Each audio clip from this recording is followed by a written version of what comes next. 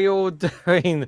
We've got this wasn't originally the plan, as you can see. We've got an empty chair and someone here who wasn't scheduled to be here, and Darren is still here. So, hello everyone, welcome to the round table. And we're also live on the BIN Podcast Network as well, just to kind of add to it as well, which is absolutely awesome indeed. So if you are regulars on the BIN Podcast, hello to you all. Hope you are all doing well. I was lurking a few times while I've been doing work in the background indeed as well. So just a quick run around. If you're not subscribed to BIN Podcast Network, please do. And if you're not subscribed to my channel, please consider subscribing as well. Also, consider subscribing to this man to my right on your screen, named Dele Blase. Absolutely does fantastic content indeed. The round table right winger. The round table right winger, guys. Not the right wing as in politics, as in on the football, as in on the football pitch, guys. As in on the football pitch. You know, that's what he means. That's what he means. Soccer, as Americans don't know there.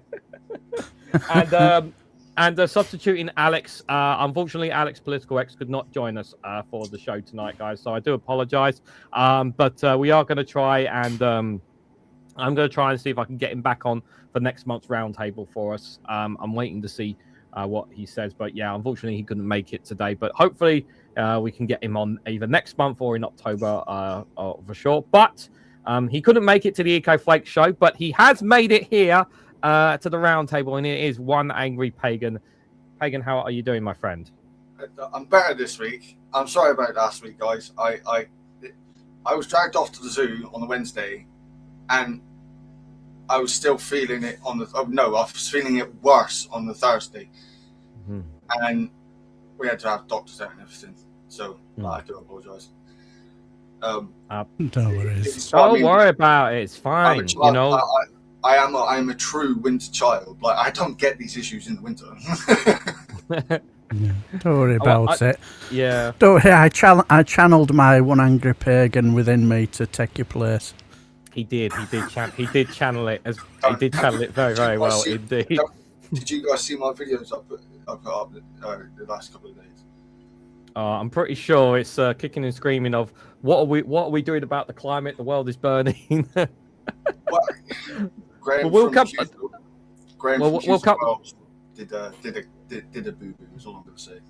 Okay. Well, we'll touch on the climate in a little bit, guys. But for those in the chat, good to see regular faces and maybe some new ones there. I hope you guys are all doing well indeed. Viper Scott, thank you for the £2 super chat. Welcome, bidders, for the BIN Podcast Network. Indeed, our absolutely lovely friends over there from the beautiful United States of America, bar the Trump administration, of course. Right, guys, we're going to start talking first and foremost about the Clacton by-election, which is taking place today.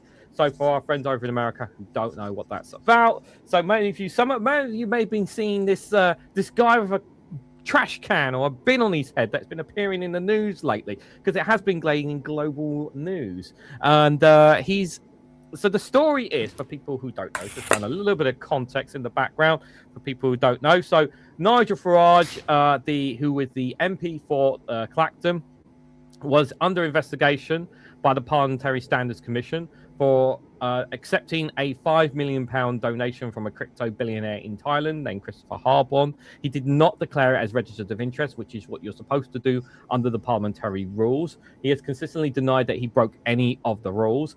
And rather than wait to see the outcome of the investigation, he decided to call a by-election. So what he did is basically he quit as an MP, and basically he's choosing to stand again.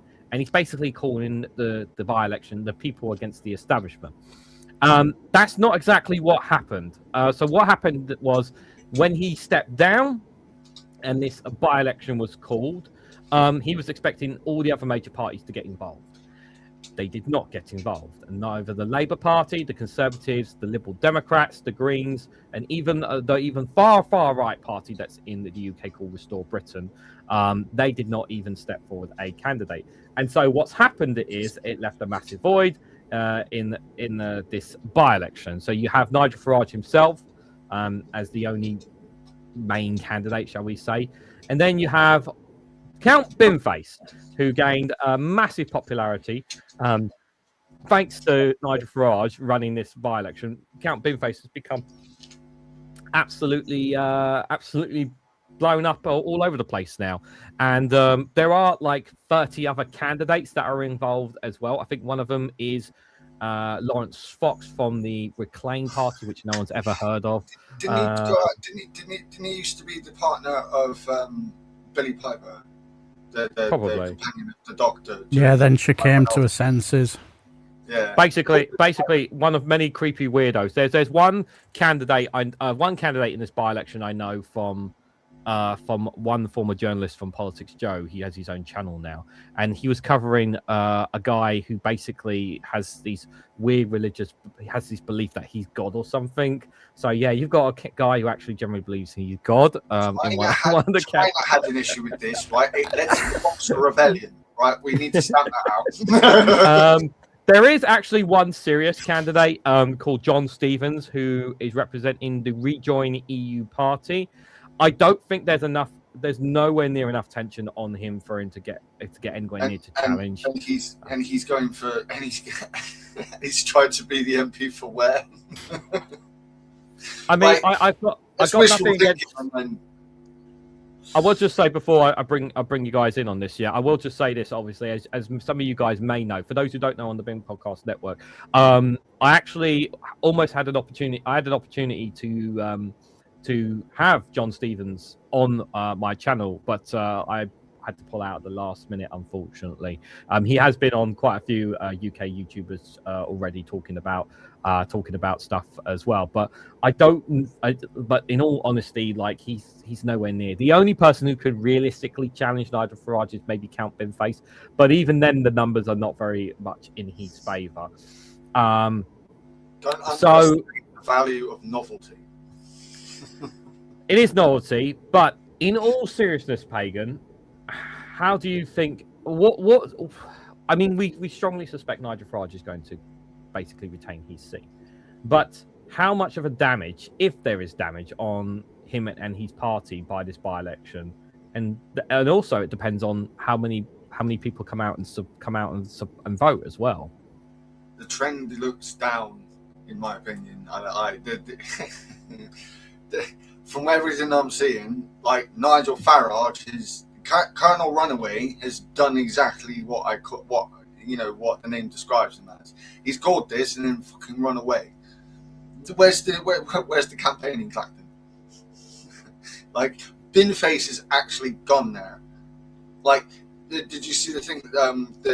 The debate in the paper, where like they asked Binface questions and they asked Farage the same questions, and they go all the way to the end. Like, Binface was actually able to name places in Clacton, right? And right at the end, like I think the question was something like what would be a great night out in Clacton? Binface is naming off all these things, right? And for Nigel Farage, it says N.A. Yeah. All of us. If there is a 20%, if Nigel Farage gets less than 80% of the vote, I am going to wet myself. Let's put it that way. How are you feeling, Darren? Do you have any hope and optimism that it could happen? Well, it always reminds me of that. Is it Clockwise saying, John Cleese film? It's the hope that gets you. It's the hope that gets you. Well, yeah, exactly. The thing is, the damage is done now, isn't it? The damage is done. He's made a humongous ricket. He thought that the rest of the parties would follow him, play his game, and they didn't. And now he's basically going to have to stand next to Nick the Incredible Flying Brick, Baron Von Thunderclap, and Scruffy Loza Fox with Count Binface, and I think there's one or two other interesting characters in there as well. And he's going to try and paint that as a win against the establishment. And nobody's going to buy that. Nobody in their right mind is going to buy that. Now, he will, I think, chances are probably will win. But if he loses, he's going to lose. But if he wins, he loses, because he'll always be the one who fought a by-election against a man with a bin on his head. Not very prime ministerial, is it? Because I remember listening to Lewis Goodall, and he were talking to a few reform, people in the Know How Reform UK. At the start of the season, they were talking of, enhancing their growth, to be the party of government, and now they are basically that's gone by the wayside now. Is he still as unpopular as even less popular than Keir Starmer now? I saw that. I don't know if he's less popular than Keir Starmer. I'm sure I heard somewhere he was now even less popular than Keir Starmer. And this, this is after somebody who's decided enough's enough. And he's gone on inside that place and said, "Right, that's it. I'm off." I wonder about that poll about Starmer, right? Because I asked people what they genuinely think of Starmer, just random people in the area, and most of it's mildly negative, right? Yeah. But nothing like you bring up Thatcher or Cameron or Liz Truss or Johnson especially, right? Everyone has got the worst things they want to say about him, the worst thing that anyone can say really about Starmer, just like the average person is. He looked like a rabbit stuck in headlights. That is it. Yeah. I'm like, so why is his polling so low? I didn't get it myself. He doesn't marry. I didn't get it myself. Yeah. But the thing is, the one thing I will say about Count Binface is thank you for the last few weeks. He's made the last few weeks absolutely a joy to behold and a joy to watch. He's absolutely... Basically, you cannot get a more positive campaign, and I think if he does get 20% of the votes, I think that'll be an outright absolute dagger, because there's no way he can say that that's a win against the establishment when a guy with a bin on his head gets about maybe 20%, possibly 30% of the vote. There is no way he can say that. He can try, but nobody else is going to believe him, and as I said, this will now damage him in the future, because when it comes to the general election, who is going to vote for? I think there are far more people out there who will hold the nose if they're in a Conservative constituency and they cannot and they're not even right wing, mildly right wing. And if it's a choice between a Conservative MP and a Reform MP, I bet there'll be far more people who will hold their nose and vote Conservative and vote tactically, because I think there is far more people out there who are anti-Nigel Farage than for him.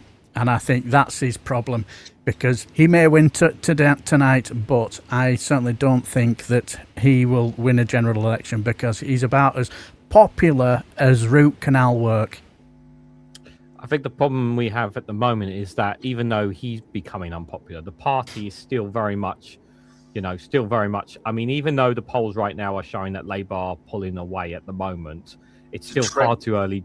It's just far too early right now. Yeah, don't look at any particular spot. And I will say, Reform UK across many different polls has been trending down for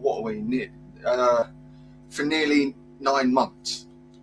Like, they have a couple of bumps up, right? If you look at the graphs, across different polls, you see they have a little bump up in some points, but the trend is downwards. And mathematically, that's doom for him. This is why Curtis has been doomsaying about Farage. But we haven't seen them drop below the Conservatives yet. No, not yet. And I think, but if that happens, that's where the warning signs are really going to go off for Reform. I think that just the trend going down, because we still got 2.5 years, 3 years before the next GE, like when it's supposed to be called anyway. So given that we're at the beginning of that trend downwards, in that first year of the proper trend downwards, I will expect there to be some come up, like on any graph like that, as anyone who knows maths, you do get the outliers up and down, but you look at the trend, and Reform's trending is down, and it's not just for Farage. Look at the mess that Tice is in as well. Yeah. He's in a complete mess. He is now trying to sue the Guardian, for fuck's sake. None of the serious politicians in Parliament are trying to sue the fucking Guardian. Christ. Yeah, everyone is attacking Richard Tice over that, which is really, really nonsense. I think I don't know how many of you guys actually have been watching the interviews that Count Beanface has done. I really liked his one with Mehdi Hassan. I really, really liked that one because I felt like Mehdi Hassan was being his professional self, while Count Beanface was being himself as well. I really liked that one. He's one with the rest of his politics. The rest of his politics was a very good one as well. I did like that one as well. As the field commander of Count Beanface's army, I will tolerate no more slander. Your Earth, your human Earth country now belong to us. My shield to the back. Yes, how dare you, Reagan Elite? How dare you say that he wasn't serious during his interview? Those were hard-hitting journalist questions, and he answered them. Not only did he answer them, which politicians refuse to do, but they were hilarious, showing that he used his intellect, his care about the neighborhood, and the placement of hand dryers in certain certain toilets. He is specific in his advocacy, and I can respect that. The Bin Podcast Network and I, as its CEO and founder, fully endorse and support Count Beanface. Totally agree. For MP. I was going to say, if there wasn't an endorsement from the Bin Podcast Network, there certainly would be questions. Yeah, if he lost us. Yeah, all I will say, Mikey, when you spoke about the hand dryer being in that dodgy place, have you seen that hand dryer where it is? That is incredibly dodgy. Disgraceful. Why would you put it there? Why would you put it there? I don't understand. I've seen that picture. I've actually seen pubs down here in Devon who have done the same thing. Little cottage pubs in the middle of fucking nowhere, and you go in there, and for some reason, the hairdryer is literally a foot and a half away from the urinal, and the sink is like right behind you. Why? What is the point? Yeah, because it kind of reminds me of that once I was at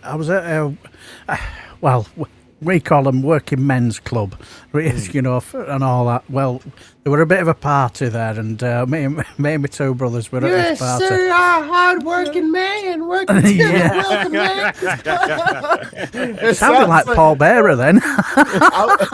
I'm thinking, I'm just picturing boas everywhere. Welcome to the Working Man's Club. You sure are a hard-working man. Yeah, it's just a weird turn of phrase.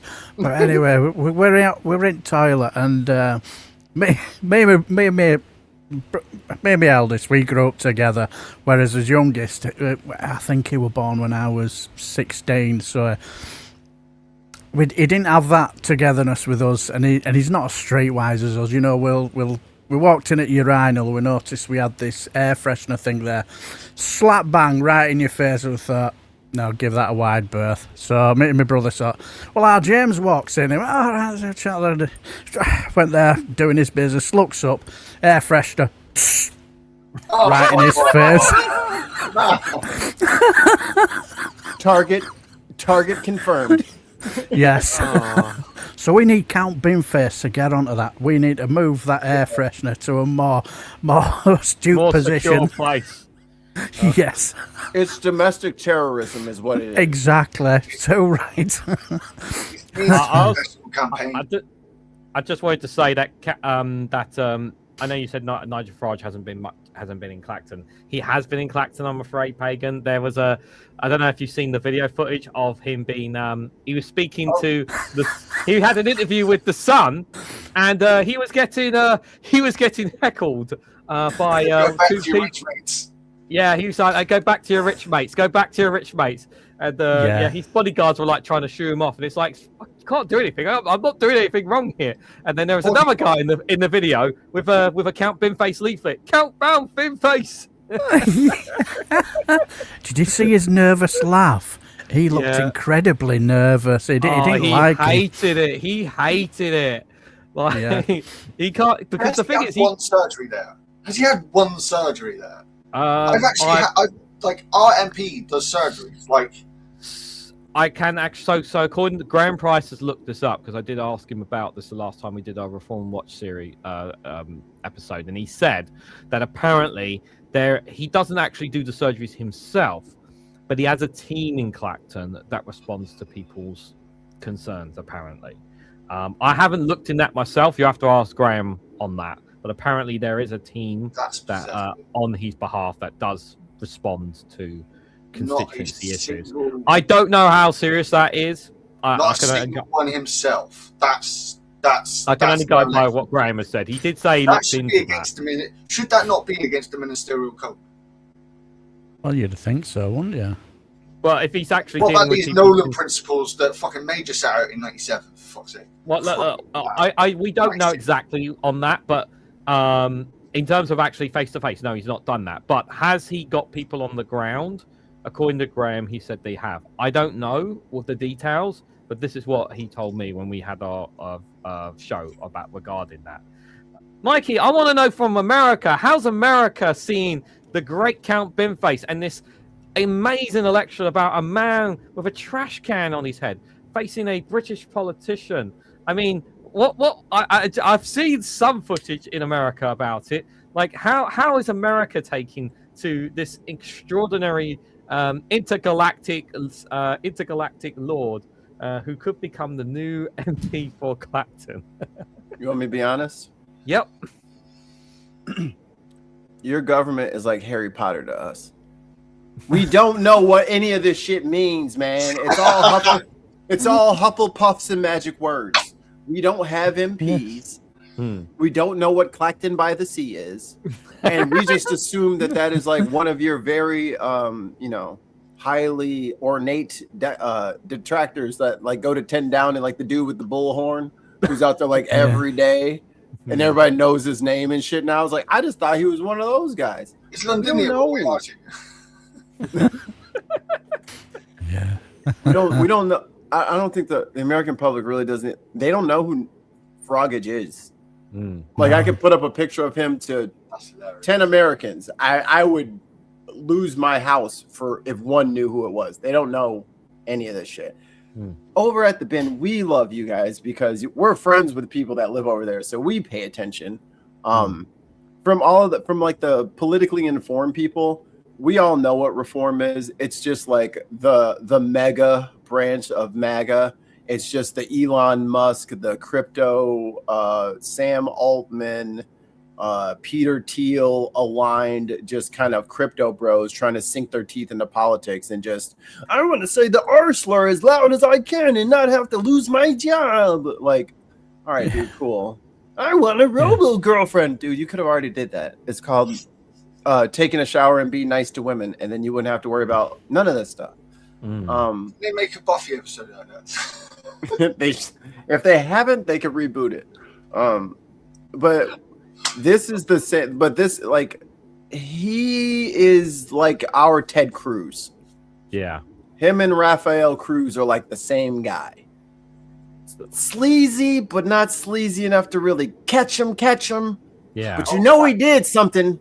Just can't catch him in what the fuck he's doing. But I mean, Ted Cruz sat there and acted like, oh, we should suspend the election for 15 days to see if we should count. That was him in 2020. And then he was turning tail and running underneath into the tunnels with everybody else. Oh God. So these are these kinds of people. So they're kind of runaway. Yeah, it's the same Ted Cruz that went on holiday when there was what was that? What crisis was it? That in Texas that happened? The polar vortex. They got hit with a cold snap. Yep. Oh, so literally. He was in the Bahamas somewhere, wasn't he? Like, he's a literal kind of runaway then. Let me tell you something. He was doing his parental duty. I'm sorry, guys. I made pork tacos yesterday, and they are fantastic on reheat. oh, very nice. Ground pork is cheaper than ground beef by half. 3 pounds of ground beef was $24 fucking dollars. I was like, what? What? Wow. 24 bucks for a tray of fucking beef. $24. The Trump tax. Yeah, the Trump tax. What was I talking about? Ted Cruz on holiday. Yes. Yeah, how dare you guys make fun of him? He was escorting his children who are college age to Cancun for spring break, and he needed to make sure that they got there safely. So he took a flight after they left to make sure that they arrived correctly, you know. Oh, okay. Yeah, that's understandable. You know, obviously, you know, your kids are out there, and then a crisis occurs, and then your first thought isn't obviously what's going on in your state. It's like, I better check on my kids. Let me just go out there and see. He had a parental instinct I need to get to my children in Cancun at the resort. Yeah. Yes, and make sure that they enjoy their holiday as well. I've heard of hands-on parenting, but that's a bit much. Yeah. Hit the nightlife as well. Make sure the nightlife is to their standards. Ted Cruz at disco, look.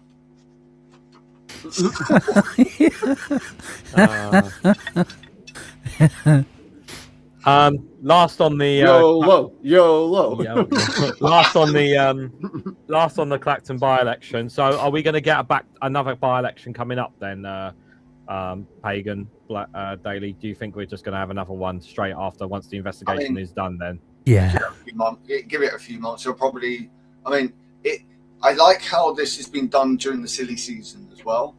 Yeah, because it's technically the political quiet season, and he hasn't got anything political really to grab onto to go. Look! This is here to distract you. Look, you can't even do race riots this year, for fuck's sake. I know, terrible for him.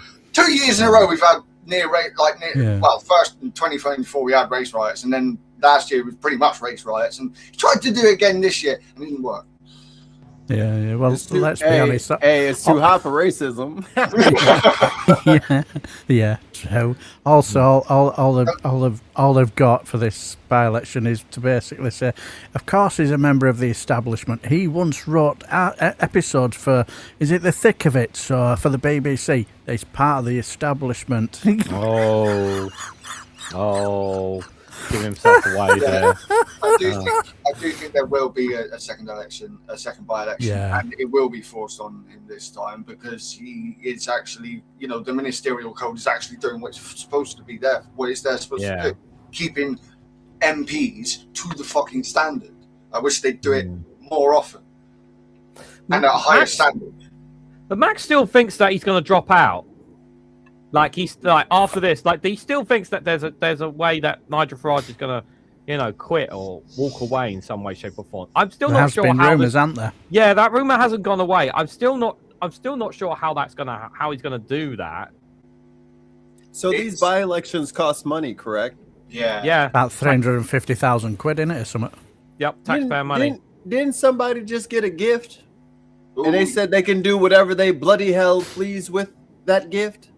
Oh, yeah. Guess what? He said you have a bill for £350,000. Thanks for himself. He's fucked himself in so many ways. He doesn't even quite understand what he's done to himself. The fun fact, actually, Reform actually offered to pay for this by-election, but under the rules, you're not allowed to because obviously it's like corruption. You can't buy to have the election, but. Yeah, it would have been nice, if people didn't have to pay for it. But you can't claim you dodge your money that way, can you? It will be the case. He's done this to try and escape being held to account, and he's still going to end up being held to fucking account. He has not helped himself. So I would say make him pay for the thing too. Well, what up, Taz? I said it over on the other. I was looking at the vertical, I think. It could be possible that the Westminster could try to get the money back from him for doing a waste election, but I think the better thing here would be to hold him fully to account and make it so that he has to do a by-election and be humiliatingly defeated after winning a Pyrrhic victory this time around. And again, I restate, if Binface gets anything over, or if Farage gets like 80%, less than 80% of what he should, I'm going to be wetting myself. Yeah. I think, there's going to be a low turnout for this by-election. Like that is for sure. A lot of people are like, and besides, and because of the weather out there, it's so fucking hot. Fuck that. I'm not going to go to the polls in 35, 36 degrees Celsius. Not only that, but it's fucking flat. I'm going flat on that side of the island. Like, at least on this side of the island, we have hills that make wind. Well, yeah. Well, for those who don't know, for those who don't know, today the UK hit a new temperature record today. 38.1 degrees Celsius was recorded. So what is that in freedom units? I don't know actually, guys. How many bald eagles is that? Someone calculated what that is in Fahrenheit. For our American friends. Isn't it like 100 something for 40 odd degrees? Is it 40 degrees? Something like 104 Fahrenheit, something like that. Say it again. What's the 40 degrees C? Is that around 104 Fahrenheit? 40 is 104. What was the number you said, Reagan? 158 Fahrenheit is what he's just said on Google. Well, no. What the fuck you say? Like what? No. Where's Nick Abbott when you need him? What was the number in Celsius? 38.1 degrees Celsius. Okay. No. In Fahrenheit, it says 100.58. Yeah. Yes, Fahrenheit. Yes. So I was like 158. You are dead. Yeah. Double dead. Hot indeed. Oh, that is the max. We had 35. Hot stove handle. Yeah, we have 35 here where I am specifically, but in southeast London. But yeah, there are parts of London hitting 38, and it has been more than 2 months specifically where I am without rain. We've not had rain for 2 months. We are forecasted to get rain at some point next week, but every time it forecasts rain, they end up changing it because it's too hot for the clouds to come. And so it dries up, so you don't get the fucking rain. So I don't know when. Here in the southwest, we've had a couple of spots of rain every now and again because, on one side we've got the Atlantic Ocean and the other we've got the English Channel. So, yeah, down here it's been more like 26, 27 degrees. It's still bloody hot, but like, you've got the advantage of the coast, obviously. We are just a bit further away from France as well here in Devon and Cornwall. Where if you go further east and north, because you're all northerners, like you actually get closer. Like the gap. Well, you are the gap. Geography wise. Us from top north, where we love is gravy. The further north and east you go, like the closer you get to France, and that's where a lot of the easy transfer of heat comes over from the continent. That's why that's partly why it's less hot here, even though you think being on the southernmost part of the fucking island, we aren't as hot as London, which is like 25 degrees northeast.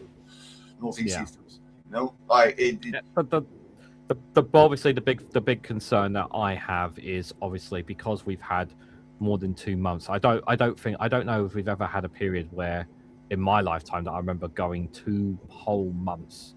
I mean, it's been more than that now without rain, and you can clearly see it everywhere around us. Oh yeah, and it's so easy that someone can start a fire, and we've already seen so many. We've already seen so many examples already here of, houses being lit up just like that. Wales.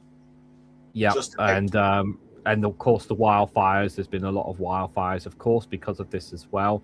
And the other thing as well is that when the rain does come, it's going to take a while for it to get embedded back into the surface because could cause flooding, which was another thing mentioned. The chances of flooding exactly where I am are low because I'm actually at because where I am specifically, I'm actually quite high up in terms of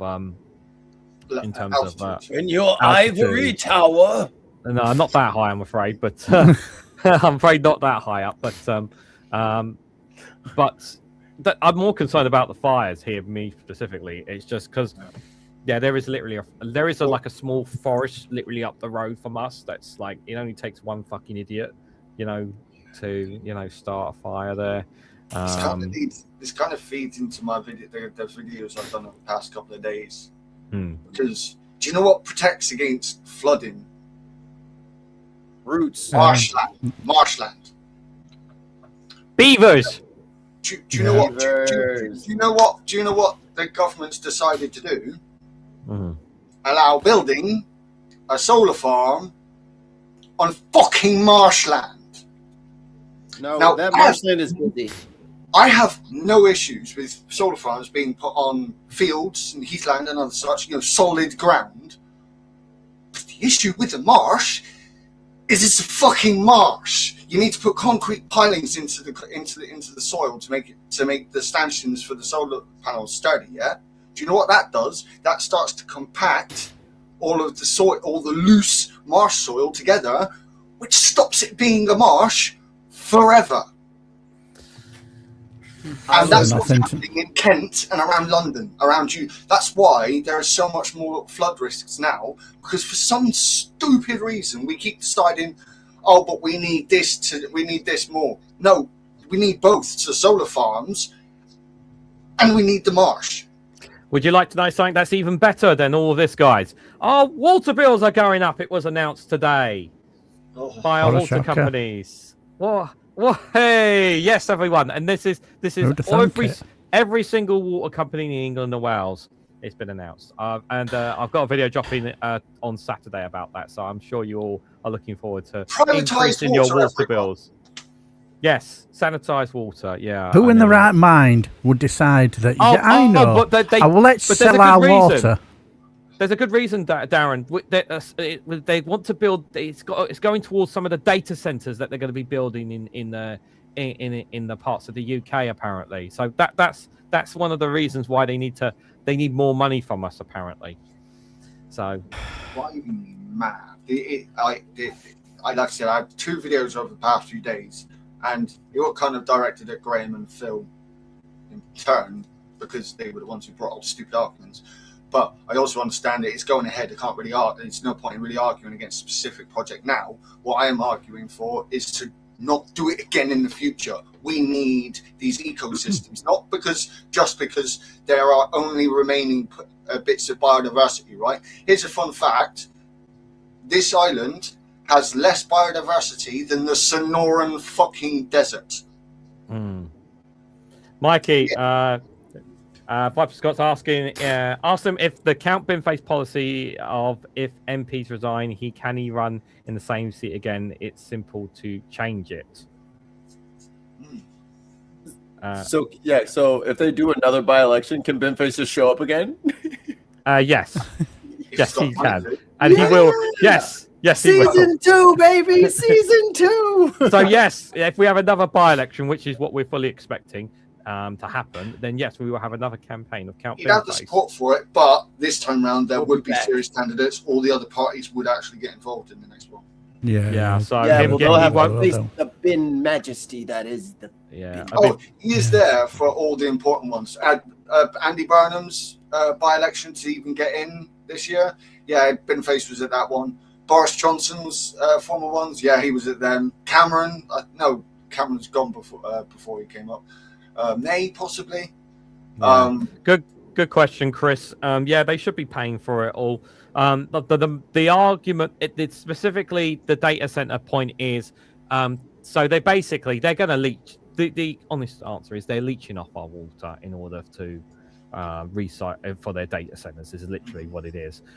My understanding, I don't have confirmation of this. My understanding is that they are paying for all their data center infrastructure and upgrades and whatnot. But the water, obviously, they need it from, guess what, us. Even though we're already struggling enough as it is, because there is literally there was a burst pipe, and there was a burst pipe in Essex and parts of London, guess what? They have no water. They've got no taps. They've got no showers, and they're queuing for bottles of water. There was one story from the BBC where literally a woman was filling up her toilet with tons and tons of liters of bottles of water just to do one flush. But yeah. Apparently, it's justified increased water bills. So, this is the future we signed up. This is the future we all wanted. Everyone, getting their pail to fetch water for the toilet. Oh, how we have progressed! Aren't we so impressive now? Oh, Do you know yes. what the deal was between Thatcher and the companies when they first privatised water? That they would pay for infrastructure upgrades. Now look at them. I thought Elon Musk was going to put data centers in space. What happened to that idea? You can't even get into space. What are you on about? So yeah, put it in space so that it can just, get hit with a grain of sand at 7 trillion miles an hour and detonate. That's even if he's able to get into space. You know what? I'm just telling you what he told me. You just opened up a whole new stream of revenue for me. Hi, as the future leader of this dirty little brown rock we call Earth, all companies, if you want to keep your company's headquarters, business, warehouses, logistics platforms, if you want to keep them on the surface, you're gonna pay taxes. If not, we put you in low Earth orbit. And you can have your whole business up there, but then you have to worry about the dangers of space. But if you want to be down here with us, you're going to fucking play ball. You're not going to poison the fucking air down here, or we'll put you back up there. Yeah. Okay? And you better hope a little micrometeorite doesn't just destroy everything. Yeah. And don't start building on the moon either. No, you leave the moon alone. Yeah. What has the moon ever done to deserve that? We just had an eclipse as well, so don't touch our moon. That's like the moon's birthday. I mean, when it comes to happy birthday, we're putting a refinery on the moon. If we talk about mining in space, I am for, and a lot of people try to argue this with me, but if you look at it in the long run, it's actually more ecologically friendly to do this. Develop an easier way of getting up to the moon and use the moon as a launch pad to then mine asteroids. You do realize there's an asteroid out there that is richer in iron than the entire fucking planet. Yep. Well, maybe not iron, but definitely like palladium. There's like a city-sized sized chunk of platinum out there just floating around. There is I'm saying our core is iron. Yes, but what I'm saying Good luck. I'd rather mine these asteroids. I'd rather mine these asteroids than our fucking planet. Well, they're going to dig into it at some point anyway. Didn't you see the film The Core? They went all the way down there, didn't they? Well, that's where we're all going to live very soon. Again, scientific forays underground to see what it looks like down there, so we can understand it better. That's fine, right? And tapping into it for geothermal energy. I haven't got a problem. That's what they do in Iceland. When it comes to mining stuff like iron and nickel and stuff that we need a lot of, there are asteroids full of the fucking stuff. Well, how about I'll meet you in the middle? How about they can fucking, if you want your space station, go get a fucking asteroid, build a fucking refinery, and you do that shit. You do that shit in space. Go get your materials. No, you need the moon as a launch pad to do it from. And you wouldn't even have to do it on the side of the moon because you've got to remember the moon is tidally locked, yeah? Yeah. So why didn't you just put the launch pad on the other side of the moon where we can't fucking see it from down here? I don't want them dirtying up the other side. I figure one day maybe it'll turn around for its birthday and then let us see the other side. Again, I would much rather see these asteroids mined than our planet. Yeah. Speaking of I mean, has the heat been as bad in America? Like, have you guys broken any records out there, or has it just been, or are they normally around the same temperatures that they have been, or is it definitely been more? Illinois is at 200 tornadoes this year. Oh, I was gonna say, yeah, the other weather events have definitely been worse.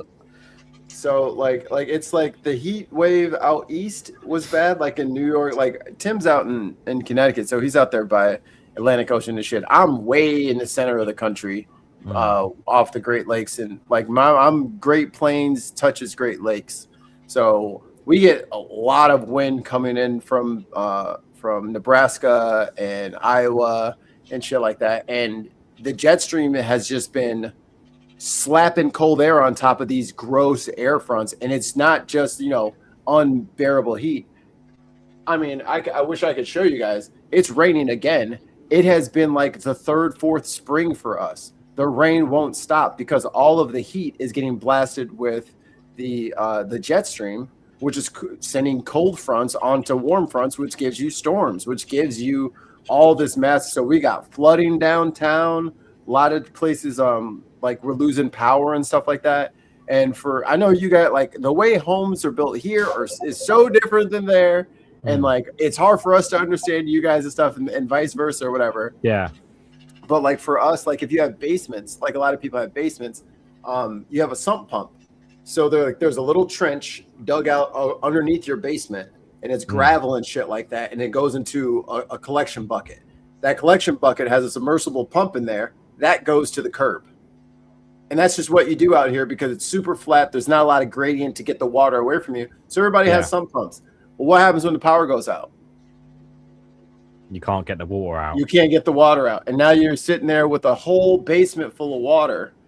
And you can't go in for shelter when there's a tornado coming because there's you can't go in that. You can't go in that water to start to fix things because it could be unless you got to turn the breakers off. Jesus.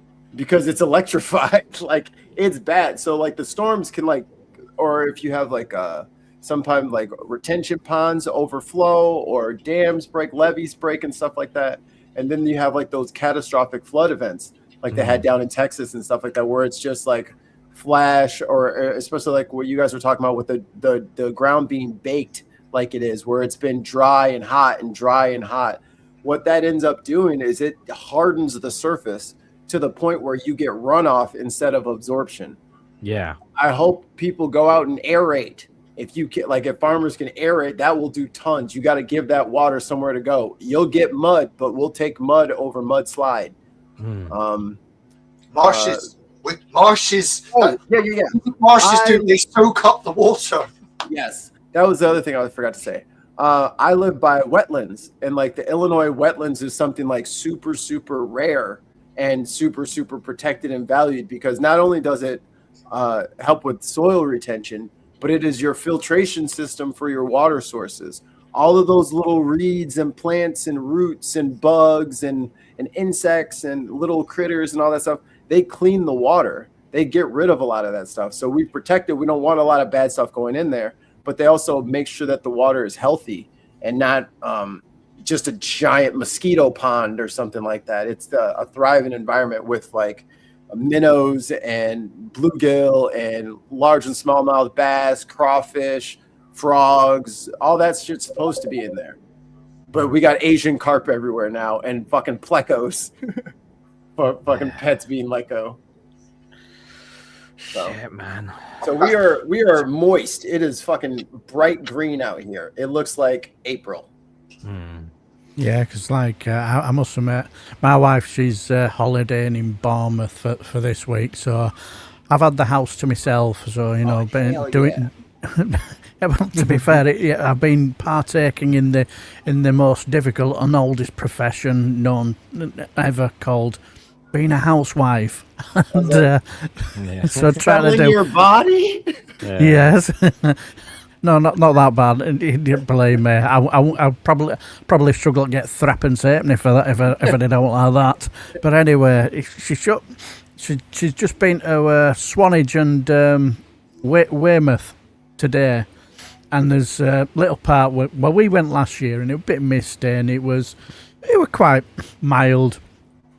And she went there, and there was this bit of a well where we were sort of like, and she took a picture of us then, and it was nice greenery behind her, nice green. It looked really, really nice. And anyway, they went there today. They went to the same well. I've forgotten where it is now, but anyway, she took a picture of herself, and the grass is dead. It's just dead. Now the thing is, football season starts Saturday, and if this don't change, I can imagine the state of the pitches. It'll be because they'll have the sprinklers, but it's not exactly finite, is it really? And it's not exactly. What if they start running really low water, and the pitches need a bit of water to keep it green, keep it growing? It's going to be an absolute mess. Desalination plants. What are the water companies or private water companies not going to bother wanting to build desalination? And now, granted, we do have a couple here in the southwest, but nowhere near enough to say replace the fresh water if it dries up inland. And it's not like we don't know this technology, don't know how to do this technology. However, Barnum has folded the science and technology division into business, so essentially he doesn't consider that a priority. So I'm like, what? Right then. So, okay, what the fuck then? And desalination is very energy rich endeavor. Like, it's going to cost you a lot. But we're not bothering to actually go after the proper energy generators. Here in the southwest, for example, we have the high potential for geothermal energy, which you could power that desalination plants with. But are they doing it? No. We have the glorious, I will admit, it's glorious Eden Project. Now, again, I love the Eden Project, but that's all we've got. Yeah. That's all it's doing. We have the potential here in the southwest to power all of the south with the wind, the tidal, the geothermal, and the potential for solar, but no. Drill, baby, drill. I mean, he's not ruling out more oil and gas in the roads. What did I say about him moving Ed Miliband? What the fuck? What did I say about him moving out about Ed Miliband? Fucking pissed me right off. You know what? Do you know what the worst thing is? Is like literally Ed Miliband put out a video on Twitter. I don't know if you've seen it. And he's literally talking about the climate crisis, and it's like, yes, he's gonna be bringing, as foreign secretary, he's gonna be like bringing nations together and everything. And it's just like, yeah, mate, what about what's the UK government doing? But they had a Cobra meeting yesterday. I just want to make this clear for people in the chat because this context is really important, right? They had a Cobra meeting yesterday, but it had nothing to do with climate change. It was to do specifically on the wildfires and the current heat waves. Specifically, it was not to do with climate change. Journalists reported that it had literally to do with that, and I was when I heard that, I was screaming my head off. It's like, what the fuck is wrong with you, Reagan? You know these little fucking great policies everyone's been celebrating about, like you know they're bringing the bus policy, bus price down and doing tax cuts. Disposable barbecues. We're going to ban them, maybe. Do you know how he's funding it? He's been, and I saw this on TLDR, and I trust the TLDR a lot, right? He's raiding the money saved up for the green transition. That's what he's raiding. David, I literally mentioned that on the Good Morning live stream. I literally mentioned that to chat on the Good Morning live stream. That is exactly what's going to happen. We are gonna pipe the water from Wet Scotland because we can't be bothered to build our proper water infrastructure. So we're going to be taking it from Scotland, and because we can't be fucking bothered to sort out our own water problems. Ed Miliband was like the one doing the best job in the whole government, and he was moved. Now, don't get me wrong. He's still trying to achieve the same goal, given that what I consider he's had the demotion, right? But there has never been an MP, a minister, more suited for the position than Ed Miliband, because he understood it more than anyone else who's ever taken the job. Well, one thing I can say for certain, and Viper Scott pointed it out earlier in the chat, is that Super El Nino is coming. And I hope we are all looking forward to it, because not only is the planet going to get very, very fucking cooked when it does happen, we're going to have a lot more storms, a lot more tornadoes, a lot more hurricanes, a lot more typhoons. El Nino, you're going to have El Largo. Oh, El Gordo. Super El Nino. And Nino means small. We out of small. El Gordo, motherfucker. We're going to have El supersized mega ultra Gordo. I just want to make it clear to people, it's only when a massive excess amount of people die that maybe politicians will actually wake up and say, oh, we actually need to do something. So many people are dying. People are getting upset. We need to do something about this. So I'm really angry because I feel like that next year it's going to be, we told you this was going to happen, Andy, and you didn't fucking do anything about it. This is right now, this feels like the one thing he's not paying attention to. Like, he's doing other stuff. He's doing small bits and bobs, and he's constantly talking about the cost of living crisis. But the cost of living crisis is linked to the climate crisis. They are linked. So why would you not address this? See, like, he hasn't even done, as far as I'm aware, and chat, please correct me if I'm wrong, but he has not done a single social media clip regarding climate change. He might have done one about the wildfires, maybe, but I haven't heard him mention a single thing about the climate. He's been pissing me off ever since he took office. Like, essentially, what I'm seeing right now is he's sacrificing long-term funding for short-term sweeties. Yeah, and Phil wasn't even able to argue with me on that fucking one. It's pissing me right off. Yeah, like you know that my main, when it comes to politics, my priority is the land and the environments around us. Yeah, like, and do you know what? Starmer was starting to make some headway. He was there were areas he was fucking up, sure, but like, you know, they were, at least Starmer was able to be argued into a different position. Burnham's going, no, I don't give a fuck. No, I don't care. I don't care what your argument is. No. We need the solar panels wherever we can. No. I don't care if we're fucking up a marsh. No, I don't care. Right? This is what pisses me off. So yeah, I think what we're all kind of going to be distilled into eventually is it's not so much going to be this like reactionary politics, but this pragmatism is already starting to swell up from the ground, where all of the previous lies for that usually work for forever wars or for deregulating an entire a new segment of the economy, all of that stuff is not passing the smell test anymore. You know what I mean? So like at some level, and this is what I always ask people about, like these billionaires and stuff. It's like, okay, you ruin the earth, you ruin everything, you ruin the climate, you ruin the stock market, you ruin the trade markets, you ruin all this stuff, and then what? And then what will you have at the end of this grand experiment that you've conducted? Nothing. What are you gonna do? Go to the fucking beach? What? Have somebody make a meal for you? If the whole rest of the earth is in chaos, what is it exactly that you plan on enjoying? Because it's people that make this place worth being here. So what is your plan? What David has just said there has me fucking... He is opening up the Jack Do gas fast fields fucking madness. It is fucking madness. Absolutely. Thank you for the super chat. Yeah, it is fucking madness. And this is the thing. It doesn't do anything for our energy bills. Anyone who keeps saying that is going to reduce our energy bills, it's fucking lying. It doesn't even go into our coffers. It just goes onto the global market. Do you know what the argument is? Reagan, do you know what the argument is? We tax it.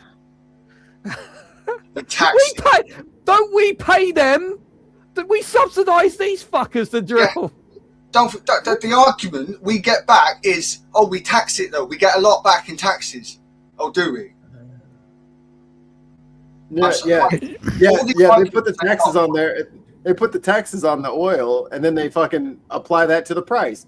No, bitch, you're supposed to pay it. You don't pass it on to me. That's your punishment. Why are you making me pay your You don't get to make as much money. is what the rule is supposed to be. The bastard. Okay, right. Pass that to the consumer. Gotcha. The bastard of it is that over the last 14 years, the Tories had kept us on a complete snail's pace when it came to the green transition, right? Yeah. So Labour are now having to go.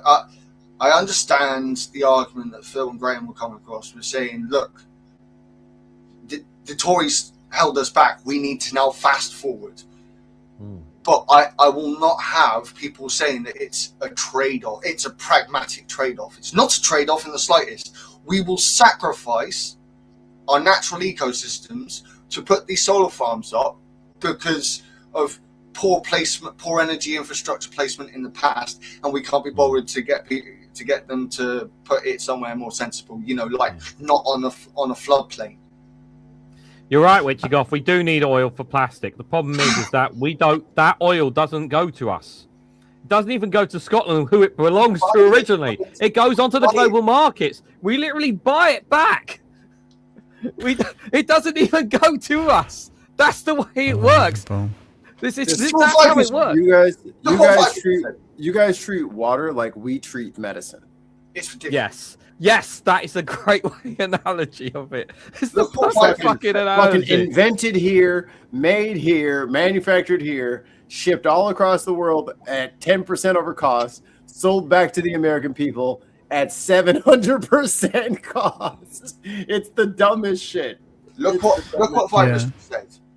Osborne made it that we got less tax from oil. So when we keep shouting, so they put more money in their coffers.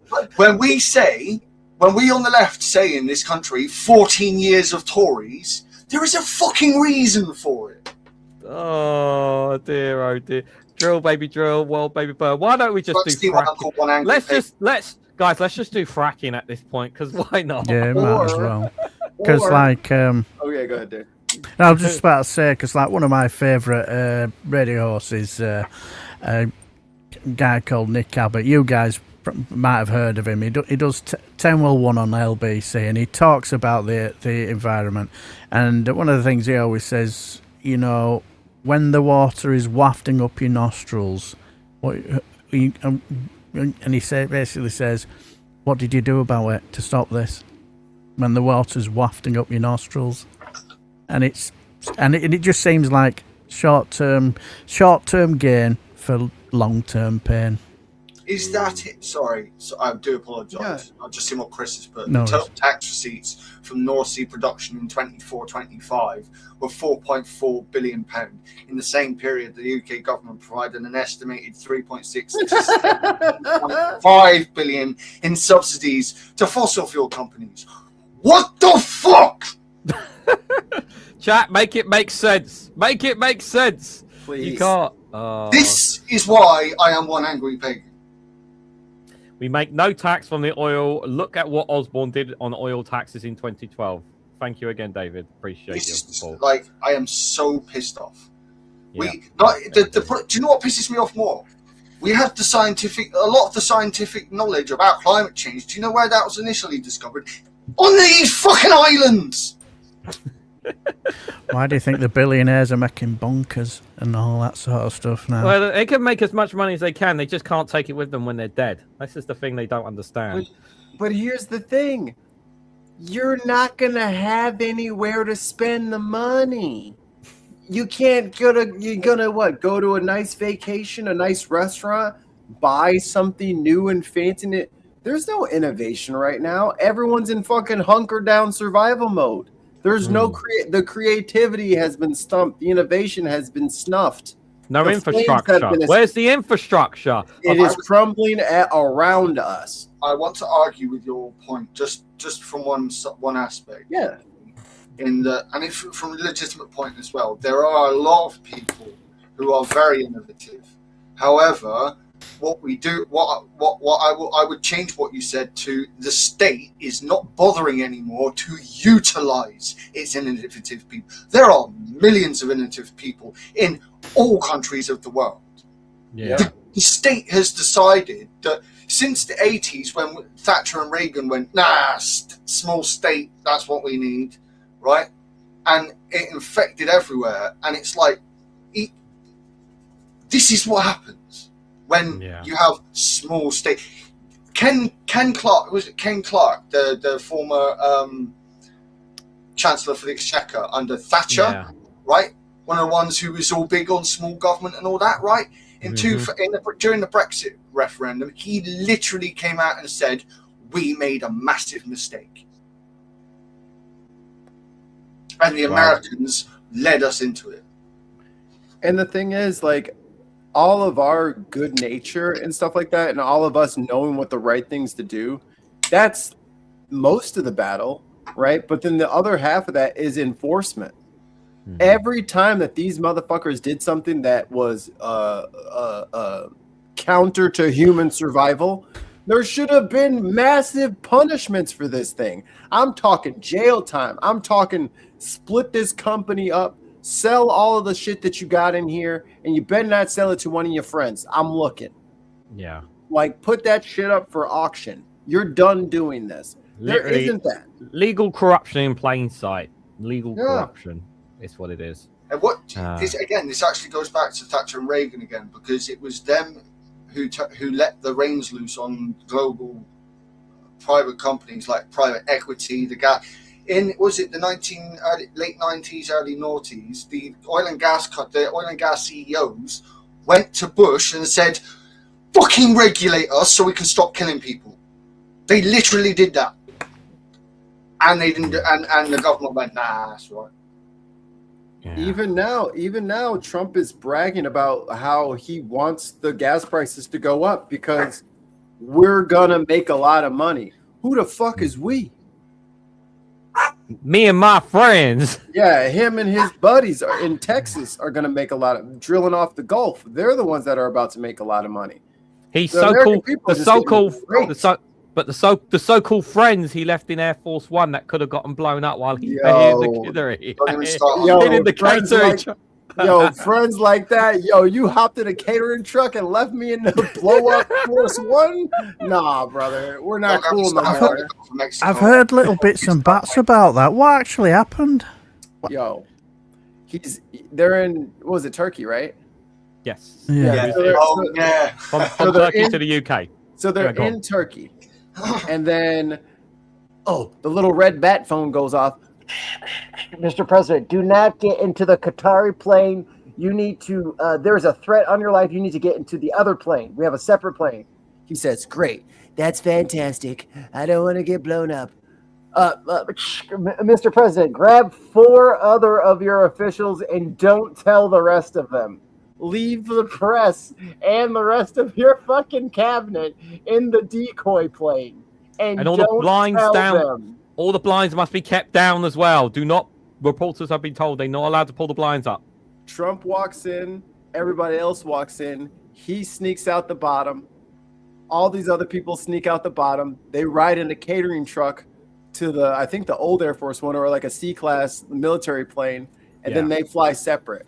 No one on board knew he wasn't on there. Yeah, and then they got to and then what they did, they got to the UK, and when the plane got to the UK, this is the part that nobody knows yet, is they got him back on board and then he came off. Yeah, they tried to do a switcheroo. This sounds like something a former. I really want to know how the Washington Post knew about this. This sounds like a former boss of a cartel's kind of MO. What was his name? El Chapo. This sounds very El Chapo. Just saying, it's very, very El Chapo. I think I covered it. I think I covered the story yesterday, like showed some of the video footage. But I know some people thought it was a tiny catering vehicle. It wasn't. It was quite a large one. I mean, when you've got to put, it has to be quite large because Donald Trump would eat a lot in that catering. Plus, you also have to understand, guys, he has a lot of weight on him.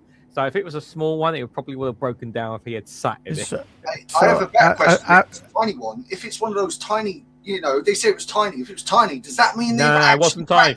There were pictures. There were pictures of it. It was a fairly decent sized one. No, I know. But for the people who do say it's tiny, right? I'm like, what? So we've actually cracked Doctor Who's, spatial technology now. Fucking hell! We got fucking TARDIS now. So bollocks.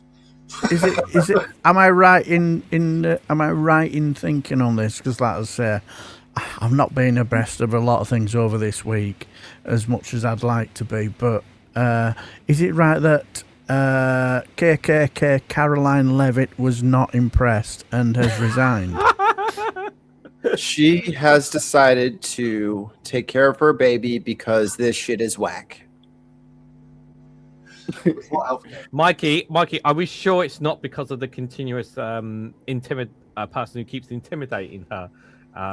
The woman on TikTok who keeps intimidating her. You sure that's not gotten to her? Oh, that lady. Yo, that lady is fucking hilarious.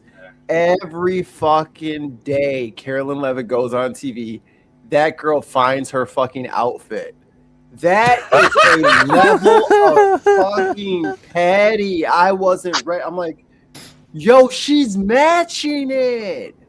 Yeah, She's going online and finding the blouse. Is that the one with the rather small crosses that she wears as well? Yeah, she gets her in all the Sandra Vasquez or something. All you internet trolls have nothing on this woman. What's her name? What's her name? It's not Maggie Reed personality. Oh, is it Lysandra Vasquez? She is the queen of trolls. Yeah, and it's not meant in a bad way either. Actually, like it's so well done. The last time I saw a troll that good was Lil Nas X doing the remix to Old Town Road, and he got Billy Ray Cyrus on there. I'm like, oh, Mikey, perfect. They're gonna hate this. Mikey, did you ever see Andy Serkis do his imitation of Theresa May in the Brexit deal? Because that was utter fucking class. I love Andy. Andy Serkis. He did this whole bit of Theresa May stood up he's kind of doing a cross between Gollum and Theresa May, right? And he's there going, the deal. Fucking check it out. It's class. It was one of the best things to come out of the Brexit bullshit. My precious. I think he might be my favorite actor. If I really get all the way down to it, he's top 4. I mean, I can't really think of much. He's done so much shit. His claw was so funny. He's so funny. Love. No. I need to watch that again. Is Caroline? Is it actually because of what happened with the plane and knowing her life was in danger? Was that the main reason she's quitting? Nah, I think she's just gonna bail out. You know, her husband's 62. That kid ain't gonna watch itself. Damn. Her husband, because she's younger than me, and her husband's 62. But that ain't none of my business. Okay, the money, obviously the money. No, what y'all need to do, you lazy ass millennials, is stop fucking, rolling around crying in the mud about how you're stuck under hundreds of thousands of hospital and college debt, and there's no job prospects, and your wages won't go up. Just do what I did, KK Caroline. Just sleep with somebody in their 60s. Yeah.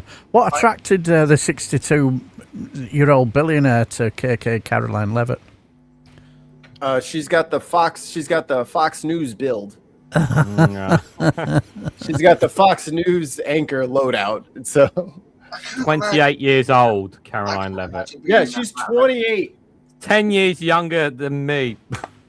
How would you get into that kind of medical debt? I don't understand how the American system works. Because again, in the NHS over here, the end of my toe got fucking sliced off by a lawnmower. Right? It was fucking free to get it treated. Okay, so let me tell you how that works over here. So you're in the yard, the accident happens. You see blood. This is bad. You call 911. 911 says, 911, what's your emergency? And then you hit them with I cut my whole leg off, I'm dying, send help right away. Okay, what is the address for your emergency? And they're going to send an ambulance right over to your exact GPS location. They're going to pick you up, they're going to bandage you up, they're going to get you to the hospital. Keep that in mind. That's part 1. Now, you're going to get, they're going to come in and they're going to intake you. So you got to get all your information. So your medical insurance card, your ID, banking information, and what your preferred pharmacy is in case you have any medications. You got to fill all that stuff out, and then they're going to need to know your medical history, your family's medical history, allergies, and pre-existing conditions and comorbidities. And then while you're doing all that, and probably maybe an hour from then, somebody will come and see you. This is the fully paid for. This is the system you have to pay for. Now, if you're bleeding profusely and like you need ER stuff, oh, well, then you can skip all of that stuff for now. They'll take you right to a room. They're going to stitch you up. They're going to do what needs to go. But that ER trip is way different. So just that little incident we just talked about, let's say you needed 20 stitches or something like that, round of antibiotics, and they're going to send you out with like some painkillers and antibiotics for a script. That's easily 20 grand, brother. It's that ambulance ride is going to be $1,500. Your pills are going to be at least $200, and then like so then there's going to be a hospital that's going to charge you, and then the doctor themselves is going to charge you. Yep. Wow. Like, that's with insurance. Over here, I went.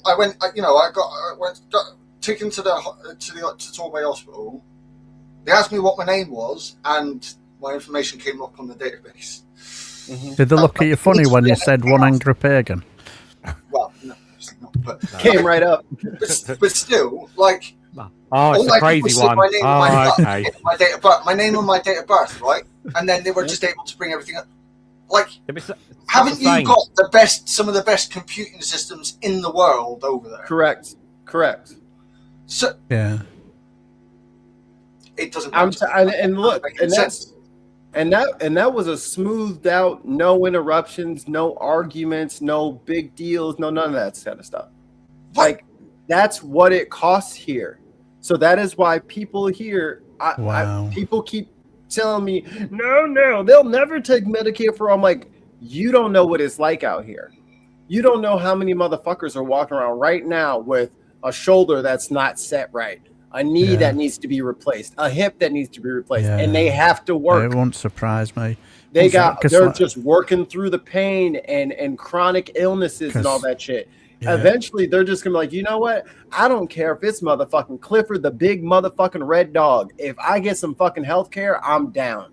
This it's bad. Some of the most dangerous animals in the fucking world that can turn up in your back garden. Yeah. Yep. What kind of America? Bacon, we already knew this. This is the American system. It's not a fair system. No one's debating it. It's not a fair system. Everyone knows that. It's different when you actually get this in a direct conversation here, right? I'm getting a better understanding of the situation right here. Yeah. All I will say is that thank God I don't live in America, because like in 2016, 2017, I slipped on a bit of black ice and it turned out to be a trip to about 4 days later to Leeds General Infirmary, where I had to have a disc removed out my back because I had suffered from something called Cowdy-Aquina syndrome. So I had to have a 3.5 hour operation. I had to be taken to the hospital and all that. And I'm thinking, and I'm taking medication, you know, strong enough to stop and push over a rhinoceros. And that's most of it. And now I've got got stuff like high blood pressure and all that sorts of. Yeah, no, as laid back as I am, I do suffer from blood pressure and all that. And I'm thinking, thank God I don't live in America, because after my operation, I had to leave my job of 30 years working for the council because I just couldn't do my job anymore. I think, thank God I don't live in America, because I think I would. I think I'd probably be bankrupt. I got 2 bombs for you. A quick Google search: how many medical bankruptcies in the U.S. per year? Would anybody like to guess? Is it in the 6 figures number? Yeah. How many medical? I guess you'd have to guess, huh? How many medical bankruptcies in the whole country? Yeah, in the U.S. per year. In U.S. per year. Yeah. Wow. What we 350 odd million over there? Yeah, roughly. I'm gonna say at least in the ballpark, if not 500,000. Fucking person impersonator said 6,000-7,000. I hate you. You did that on purpose. Stop 6-7 me. They always get 67. They just want me to say 6-7. I would say between 6 and 10 million people. I think I said 500,000, didn't I? Yeah, estimates suggest that the inability to afford costs of medical care contributes to at least 530,000 personal bankruptcy filings annually. So 500,000 people every year lose the house, the car, everything. Gone. 500,000 people every fuck. So year after year after year after year of this, and they're like, people will never vote for Medicare for all. It's like, I don't know how many years we have to go down this road before you realize 60% of the fucking country is in medical debt. Like, that's it is communism. It's not a matter of if, it is a matter of when. Eventually, everybody will get sick, will have an accident, will have coverage that doesn't cover everything that it needs. If me and my wife didn't have good insurance through her job, our delivery of our kid was $36,000. What? Excuse me? And that doesn't count. And that doesn't count each one of the checkups that she had to do. Wow. Because those are copays. You have to pay the copay for that. So that's 50 what to 80 the fuck bucks. is a copay? A copay is what you pay as a minimum amount for treatment of any kind. What, like VAT? What, like a VAT? It's like on the flat. healthcare? It's like the flat start. Yeah, you're at least gonna pay the 80. Yeah. What the landed on Megan, for an appointment, that's what they'll show. So when RFK and the rest of these fucking idiots and Trump and them, when they're like, oh, we'll just spread out these kids' immunizations because we think it'll be safer for them. What you're doing is you're actually tripling the amount that it's going to cost to get my kid inoculated because I'm going to have to get three, you know what I'm saying? That's 3 appointments instead of 1 appointment. You know what I'm saying? Like, these people are morons. They don't understand life. They don't understand the world. This is what Farage, on camera, I will add, has said. This is what he wants to do, yeah. Yeah. Yeah, on camera, he said this. What? Yep. And this is the richest, greatest, strongest country on the planet. But whether it's cutting the wages of workers so that you are you don't ask for as much because you get your health care paid for. It's like our well-being and our livelihood is used as a bargaining chip in your negotiations for your contract, for your job, for your career.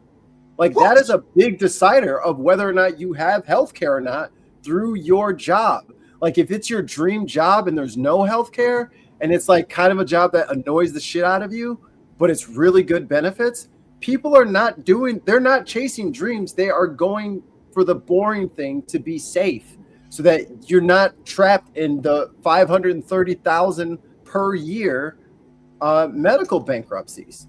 Yeah. It's not like it's heaven on earth, it's not like it's heaven here in England, but still, like, what the actual, at the very least, I have no medical debt in the slightest. Like, having gone to school, my parents aren't in fucking debt. Yeah, it's because we have a healthcare system that we all pay taxes into a healthcare system that does everything for us. Yeah. That we have a system. But so do we, because all these fucking healthcare insurers get the fucking the Medicare subsidies. So they are getting government money. They're getting government money to keep the costs down because they would be charging us more. So not only are we getting screwed with the worst service, but in the highest prices, we're funding the back end for the people raising the prices. Yeah. I dread to think what my operation would have cost then. Jesus Christ. I think Mike Dix, I was talking to Mike Dix that one time, and he was like, well, what would happen to me if I got cancer and I didn't have insurance? I was like, you wouldn't get treatment. I would have died in 2009. When you get treated. If I caught swine flu when I nearly died from swine flu in 2009, right? If I was in America, I would have died. I'm guessing. Yeah. Or it's like either you go in, get treated, and agree to pay all this shit back, or you're in debt for the rest of your life. Yeah, they say, yeah, we can save you. We can put you on a plan. And how we can pay that back. That's literally what they do. And here was the second bomb. Does medical debt get wiped after 7 years? Medical debt does not magically disappear or get legally wiped out after 7 years. However, under federal law, unpaid medical collection amounts of $500 or more can only stay on your credit report for 7 years from the original delinquency date falling off. So yeah, you can't even like bankrupt yourself because it's still there. You know what I mean? It's not like a credit card or something like that. it's still there. Again, I knew it was bad. I did. Obviously, I've heard of many times over the years how bad, but I don't know how to put it. Talking to someone who lives there, who actually has the experience of this, so I can get a more tactile understanding of this. I don't understand. What the fuck? See, again, I'd love to go to America because your the paleontology and zoology side of science in America is world class. Right? I would love to go. One angry pagan, I would love to take you to the fucking science center, dude, in St. Louis. Oh my god, we would have a blast.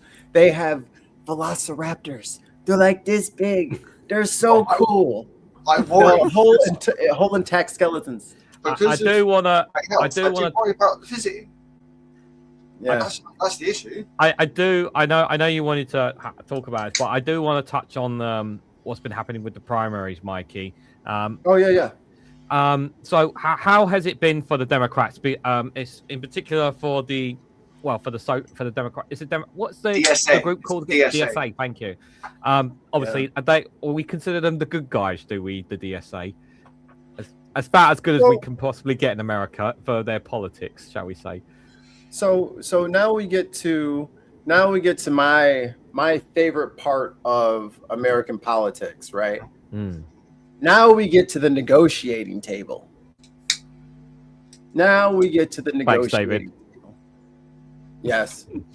The Democrats and the Republicans are both in the 30s as far as polls go, as far as popularity. Both parties are hated. The president's hated. Congress as a whole hated. Everything as part of the status quo is polling like shit.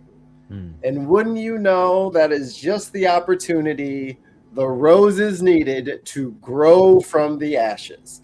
Because when you have like everything we've been talking about this entire time, and whether it's happening over there or over here, those things affect the material conditions of the voters. What are you doing to address it? Oh, nothing? Next. Here are our problems. What are you doing to address it?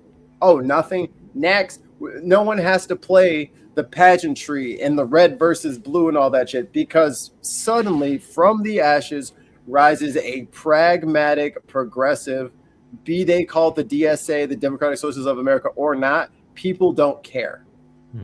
People want progressivism. People want their shit fixed. We have been paying into things for so long in the hopes and promise that the next big project is going to get started at some point, and it was supposed to be Build Back Better with Biden. We were supposed to be getting bridges, tunnels, all kind of aqueducts, infrastructure. That's what the whole thing. We're going to spend trillions of dollars on infrastructure, and everyone's like, yeah, and we're going to use Detroit steel, yeah, and such from Texas, yeah. Snuff that shit. Just didn't do it. Cori Bush went out on a limb and said, I'm not voting for this spending package unless you keep Build Back Better in there. They primaried her with AIPAC money. Got in Wesley Bell.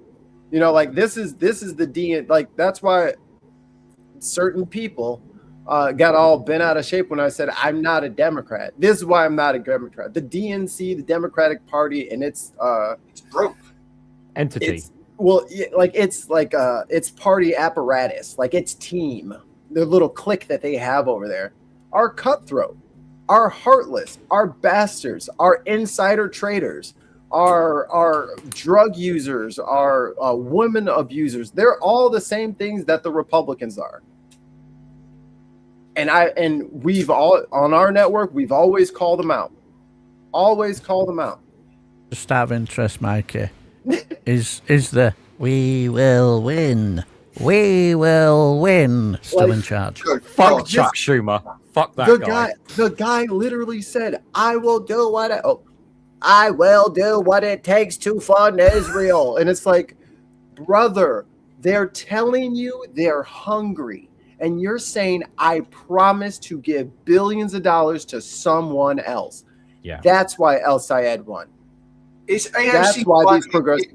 Is AOC finally being a bit more fucking solid on this, by the way? Because I know a couple of years ago she was being a bit wishy-washy. Like she was being bullied by the establishment Dems. She taking a firm stand on that now. I think the hammer that they wield has lost a lot of its heft because they're not popular anymore. The best thing to do for your campaign is to get on with a Twitch streamer or to get a viral TikTok video or something like that. Podcast. Yeah. The donors getting you on MSNBC to talk to the grandmas and grandpas, that only gets you so far. And the only reason that most young people even hear about those shows is because other young people like me and Reagan Lee and even Hassan Piker are bringing those clips of the old people shows that go on in the middle of the day while they're at work or sleeping. Young people are not watching that shit. The only reason Joe and Mika have a fucking ironic fan base is because we constantly bring them clips of paper shuffling with Joe and Mika, which is all they fucking do. Why does Joe call himself, even pretend to try and be a Democrat? He's not a Democrat. He is a former Republican, I think, House member. And I think he used to work for a lot of Republicans. And then his wife is from a blue family.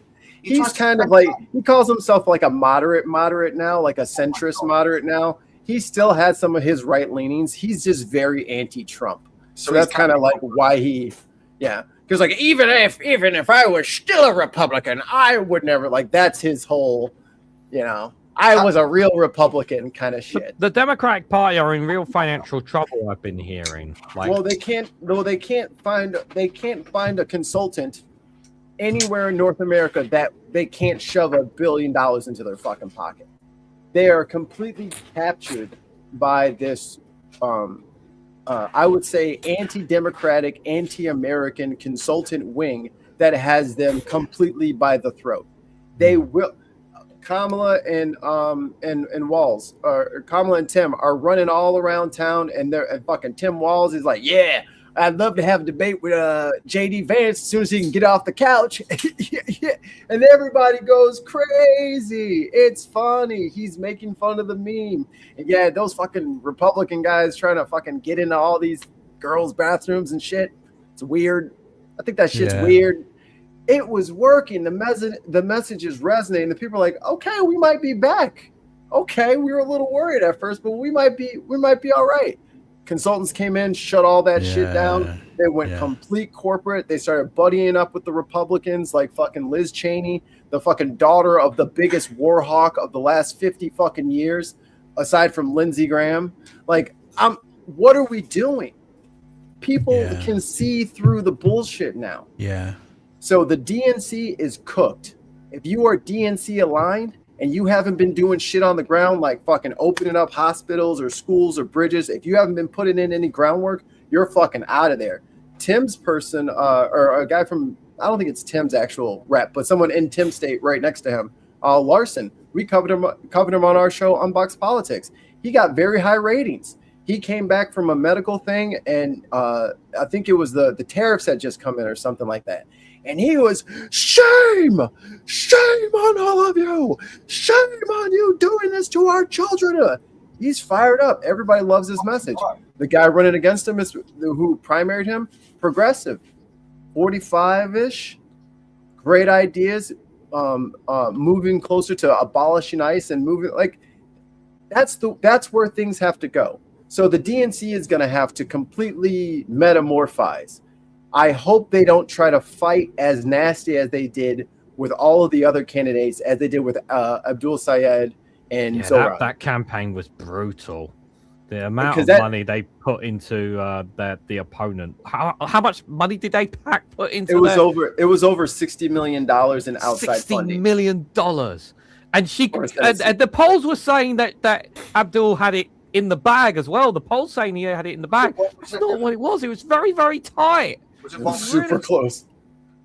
Like people were, I can imagine people staying up to watch it, and they would be like, "What the fuck's going on?" I couldn't go to sleep. I had to watch. I usually try to get to bed around like one or two during the week. It never happens, but I was locked in until fucking it was over. I had the Kornacki cam in my pocket the whole time. Too close. But that there was one progressive candidate that lost out. Oh, was it yesterday? I think it was. Francesca Hong. She lost in Wisconsin for the gubernatorial race. That was a really tight one as well. Like, what's your feeling about some of these progressive candidates? I mean, the messaging is pretty, like, some are okay, some not so sure. And I implore everyone, please stop adopting right wing framing on every topic and issue. They just keep going, like they're going straight into people's old tweets and Reddit posts and all this. She's like, look, they said fuck Kamala Harris. See, look, don't they have to just? It's like, bro, you have to let that shit fall off your back. Like going through people's like old internet comments, like this is fucking like, I don't know, 2014, and you're trying to like cancel people and shit like that. Like it's one thing, we know the Republicans are going to do that. We already know they're going to do it, but it's coming from the fucking DNC as well. They're also digging through everybody's old things. It's like we're running against the people who are supporting Trump. Why would you bring up their old shit when Trump is right there? It's like you don't want to win. And that's the case. They would rather the Republicans be in charge than lose to progressives, because they have a vested interest in keeping that money going to the Middle East. They have a vested interest in crypto and data centers and all that. They have the same investments as the Republicans. They have the same fucking donors, which is why these progressives, and I love to see it. Christy Berg, shout out to Christy down there in Tennessee, won. She won by raising like $120,000. Wow. Which is not a lot, but she is an atheist TikToker and YouTuber who decided to run, and she won her fucking primary. She did it by herself with no fucking PAC money. These people can win elections. And once you have a sizable, maybe 15, 20, maybe 30% of the representatives up in Congress who have never taken a PAC dollar, and now the PACs want to start influencing policy, they no longer have the majorities that they need to get what they need. Yeah. That's how this shit works. We are doing the first steps. It feels like it's taking forever because it is. Yeah. And yeah, this motherfucker's going to try to cheat. But this is why he's trying to cheat, because we are literally at the gate to opening this bitch up in a way that is profitable for everyone, that is safe for everyone, which is healthy for everyone. And not on some weirdo hippie shit, but just on some basic pragmatic, we have all of the tools to get done what we need done, but there are oligarchs stealing all of our shit and diverting our fucking rivers and polluting our fucking rivers and just jacking up prices on shit, which is not fair to us. Not when we're the ones that built this shit. You know? Do you have a similar thing to what problem to what the left does over here? Because over here, well, I say the left because if you think that when you actually take left and right is economic views, whereas you got the social side is progressive and conservative, yeah. So like, over here we have this issue, especially towards the north and northeast, where you have more left-wing economically, but socially conservative folk. Okay. Where this is where Labour end up tying themselves in knots. So I don't know if you guys have that same issue over here, because it's not always left is progressive and right is conservative. It's not always the case. So I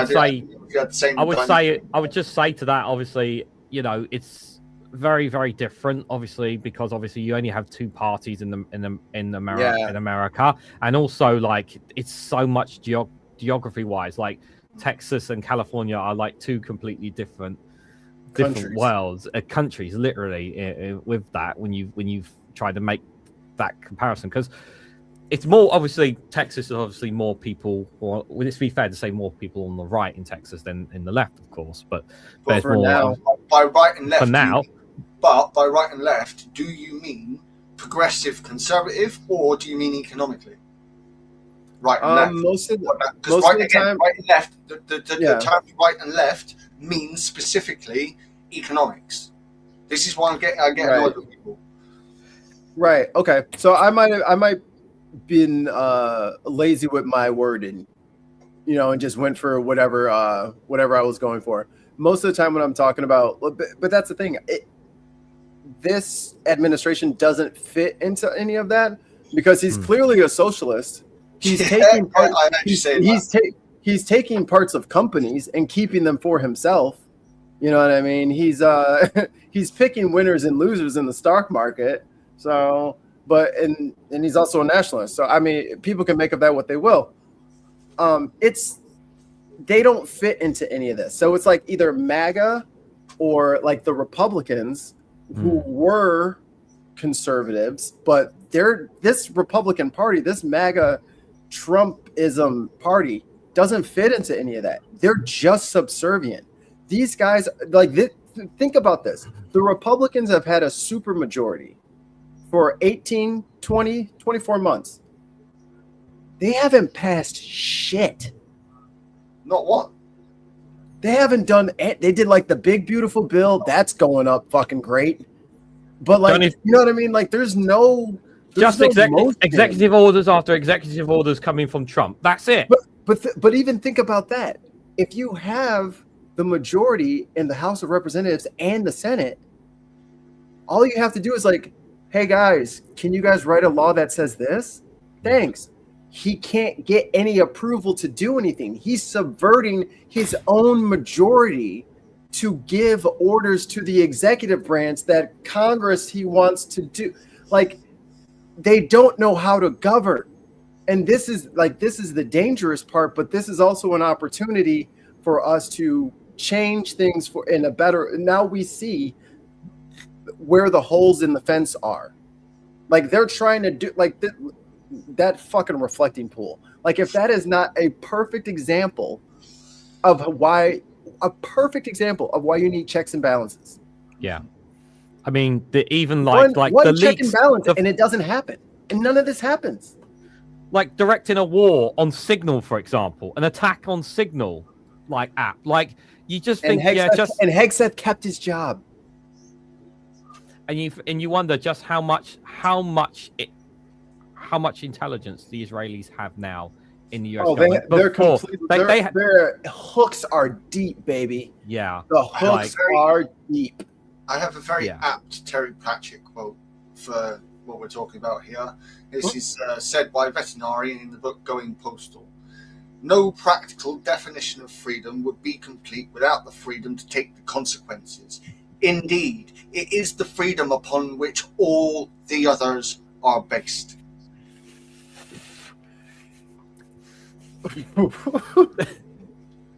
Too much information, Ellie. Ellerfly, no. Why? Back to my boy Abdul Sayed. Yeah. I'm talking about they called him sorry, but fuck you, Haley Stevens.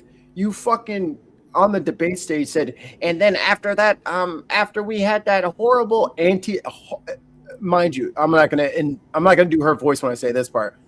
A horrible attack on that synagogue, right? And then to say, and then right after that, he brings Hassan Piker to our state, and it's like to imply that they had anything to fucking do with that, you nasty bitch. Haiti, I watched and then So she did, nasty. and then she didn't want to fucking apologize for it when they gave her the opportunity when she did the interview. After she's like, "Look, I said what I said, and we had a very bruising debate." You need to apologize for that shit. Call them a womanizer. Call them all that. And that's the one thing the DNC will never fucking do. They'll never admit that they're wrong, and they'll never apologize for a rough primary. Did you notice if Abdul would have lost? Oh, go ahead. In that debate, El Sayed, despite all the attacks coming from her, El Sayed would still refer to her as a friend, right? I like that he did that. Yeah, because he's showing the American people that he's like, look, I'm still a human being. I have, I was a fucking doctor. He's like, I'm a doctor. Yeah. I was a doctor. Like, what? He's not going to show that. He's not going to show the same kind of language and rhetoric towards her because it wouldn't benefit him in any way. Perfect. He played that debate perfectly. And we got to thank the OG Zoran because they did him just as fucking dirty. Yeah. The motherfucker is a New York state assemblyman. He's in the state government. They're like, he's a terrorist. And it's like, that's just pure fucking racism. He already worked for you at the state level and you didn't even know it. And look at what you call him. And then they tried to attribute him with a sign and were thickening his beard and doing all the... And then they ran Cuomo against him, the DNC did. And everybody in the DNC backed Cuomo. And then Cuomo went independent after he lost the primary. That's because they told him to run. They say, no, you go back out there, you're going to run. When Trump and Schumer are on the same side, that lets you know that the party structures are all jacked up. It is literally like he literally made it clear he wanted Cuomo. He made it very clear he wanted Cuomo. Yeah. Trump. Like, how does that not give you like? I love. So Mamdani as mayor of New York. What I love is that you've got a Muslim mayor of Londinium over here. You've got a Muslim mayor of New York in America. The Nazis are popping off. It's fucking hilarious. They can't believe it. We lost both of the capitals. It can't happen. And his polling's going up, isn't it? Mamdani's polling is continuing to go up, which is, something that is rare these days for a politician because he's getting shit done. He literally has a hashtag, Mamdani fixed it. They tag him on TikTok. They're literally going around in trucks filled with asphalt, just hitting potholes, I've seen the video. I've seen the video. And people can't believe this shit. They're like, "What? Really? You listen to me? That's how fucking bizarre. Like that. It's like they don't understand that people don't understand. This is how politics is supposed to work. How abused and battered are we that general civil services feel like the greatest gift? Like we are so trapped in the deepest well of Stockholm syndrome to this crazy war, bloodthirsty, gambling AI death trap. Like y'all gotta wake up and smell the roses. We could just have a normal, boring government again. That's kind of the preferred model.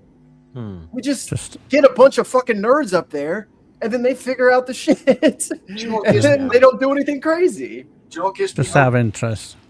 I'm just about to say, just out of interest, I have a pothole outside my house, so if I send a message to Mamdani, will he get it sorted for me then?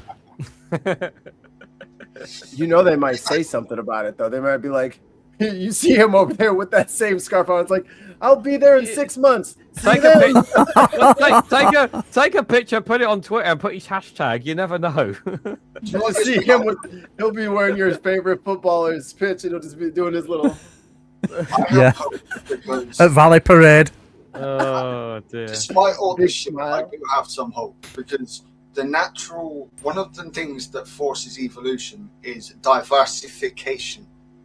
Things always change because of it, and I'm not just talking about nature. Like what our societies mirror nature more than we accept because of human. Absolutely, like, we think we're above all the nature. No. Everything to do with living things evolves. It diversifies. It adapts.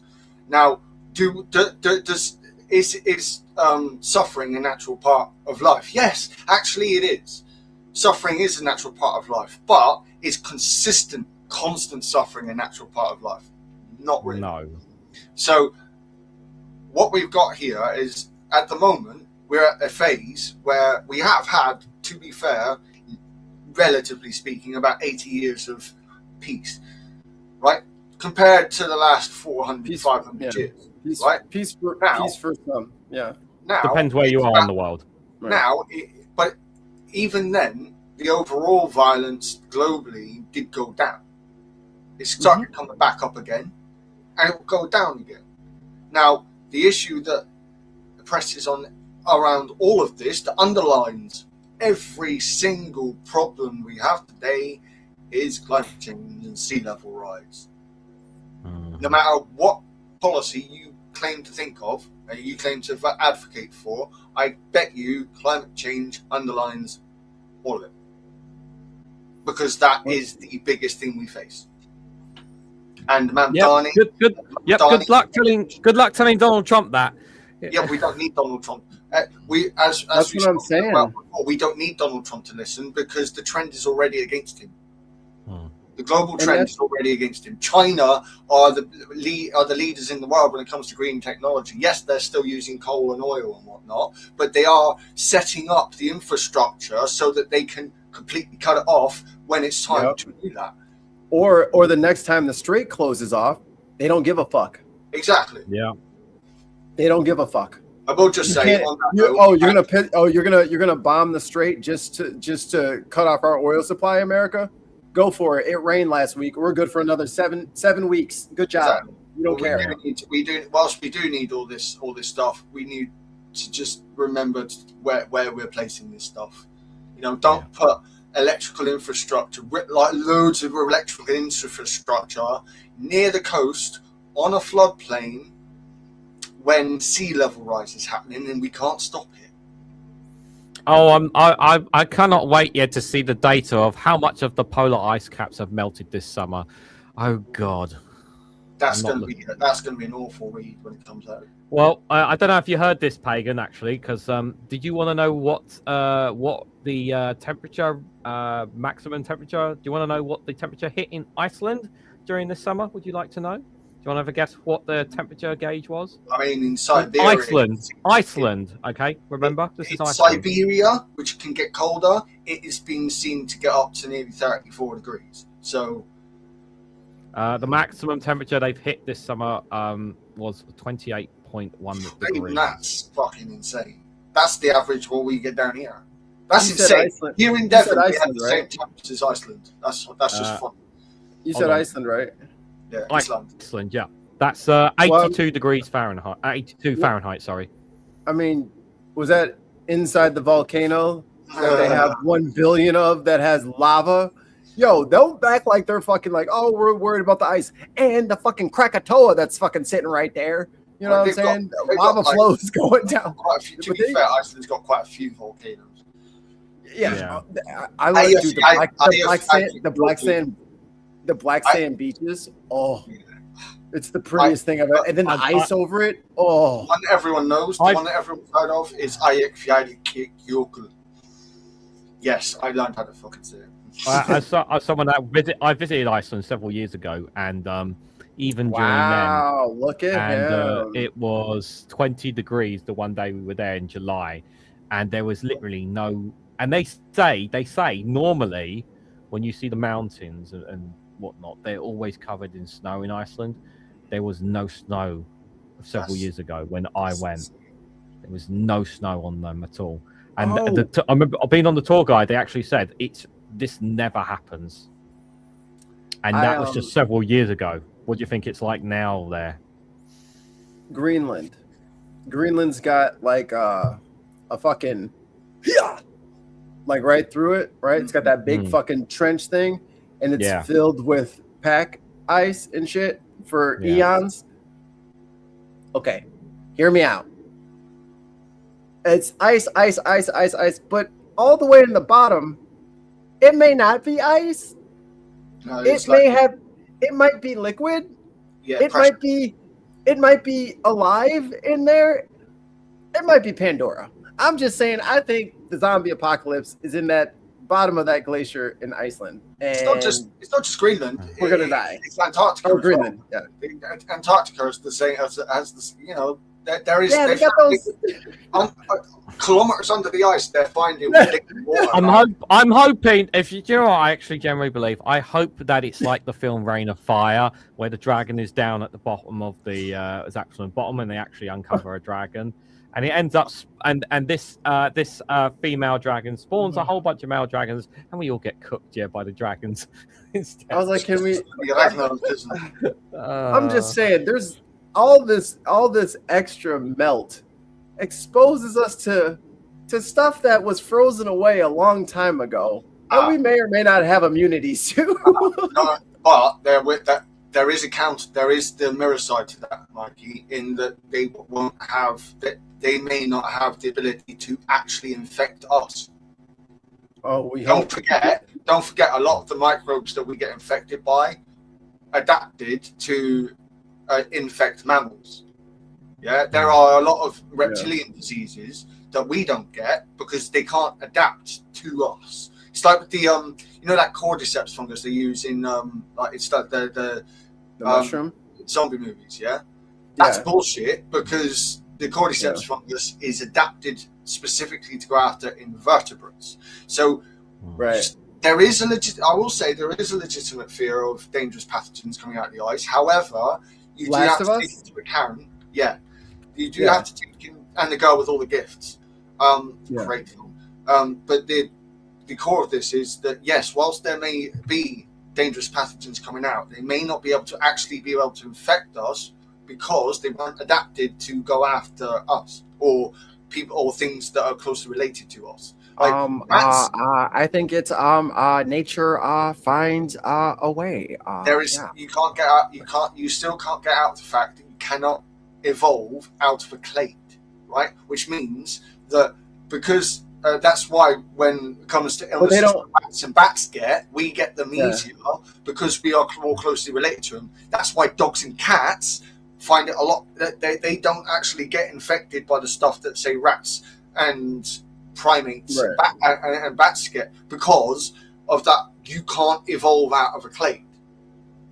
Yeah, it's the same reason why birds are dinosaurs and therefore reptiles. But viruses, though, that if they adapt to us, if they've adapted to a specific type of animal, again, it's like it depends on. What if it's? But it's been waiting on the animal. It depends. Man, it ain't been no animals down here for a long. I'll take any clade. That's why it's a zombie virus. That's when the aliens come. Do you know how long the ice caps have been around? I would say. Well, it have to be before I was born. before the last ice age. Way before. Yeah, probably a few ice ages. Try 34 million years ago. Million. I can believe That's that. long before our ancestors showed up in Africa. You've got at least a 28 to 30 million year gap of ice buildup, right?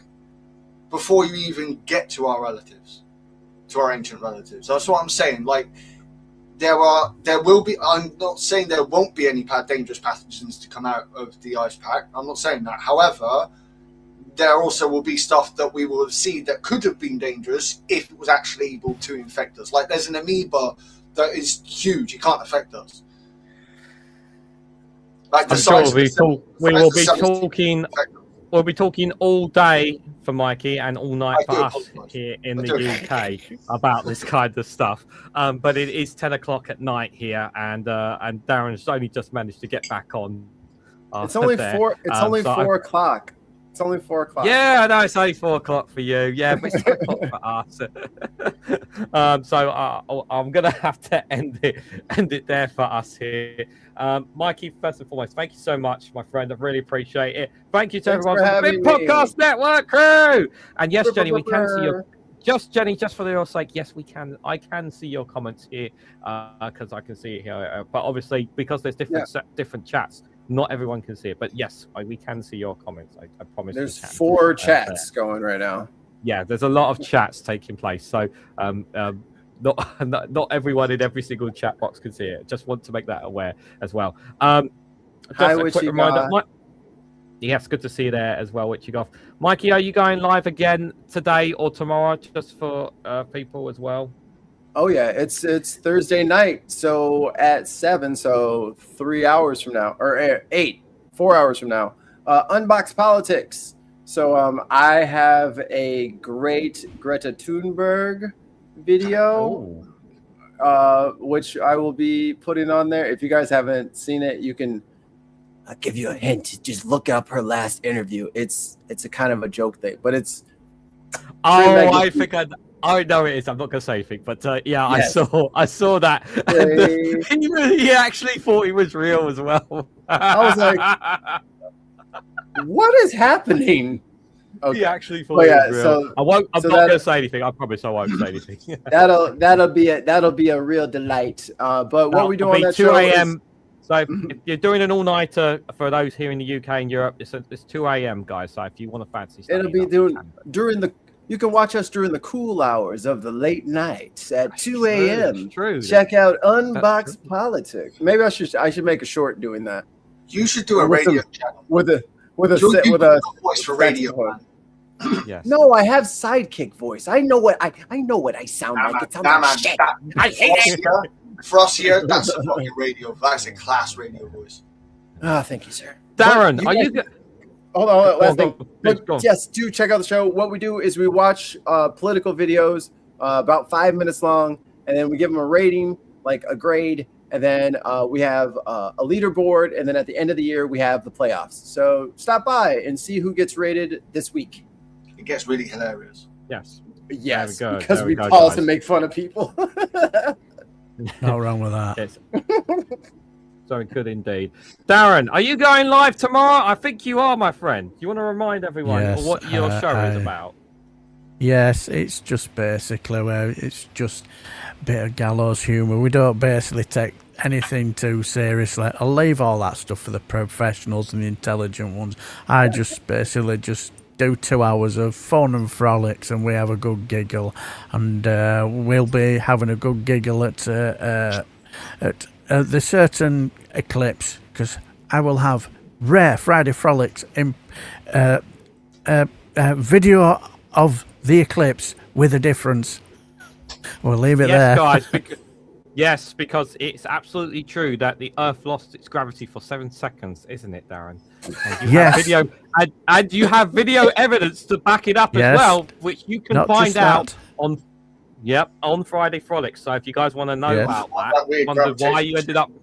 Yeah, so when you lost your gravity for 7 seconds, guys, and you don't know why, Darren will provide all the answers tomorrow on Friday Frolics.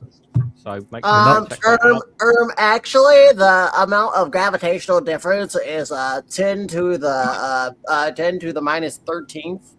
You would not have felt that with your body. Excuse me. Yes. The conspiracy was so big, guys, that NASA had to deny it. Yes. I'm not fucking joking. That is absolutely true. Speaking of chemtrails, is it? I'm so embarrassed, man. It's so embarrassing. That's it. But yeah. And Pagan, have you got any? Pagan, do you have any live streams coming up, or you're still working on? I think the next one is when we go live next month for EcoFlex. At the moment, I've been trying to take a break, apart from the 2 videos I did this week, because I had to speak up on that matter. But I've been trying to take a break from doing videos. It's just been too hot for me. At least this has been fairly late, so the temperatures aren't so bad. I've got a small fan in the background. But during the day, when I usually try to do my videos, because you get the gorgeous, like the Yggdrasil kind of shines up really nice with the sun here, because it faces directly east.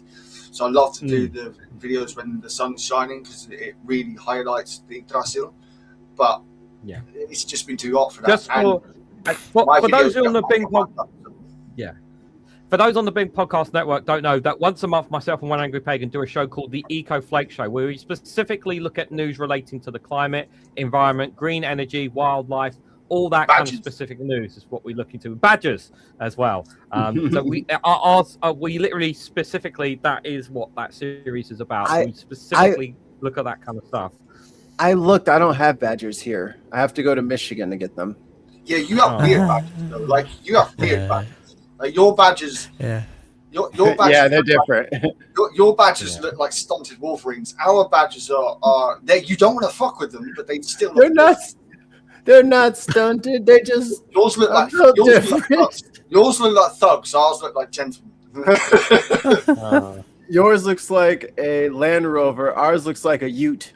Yes. Yeah.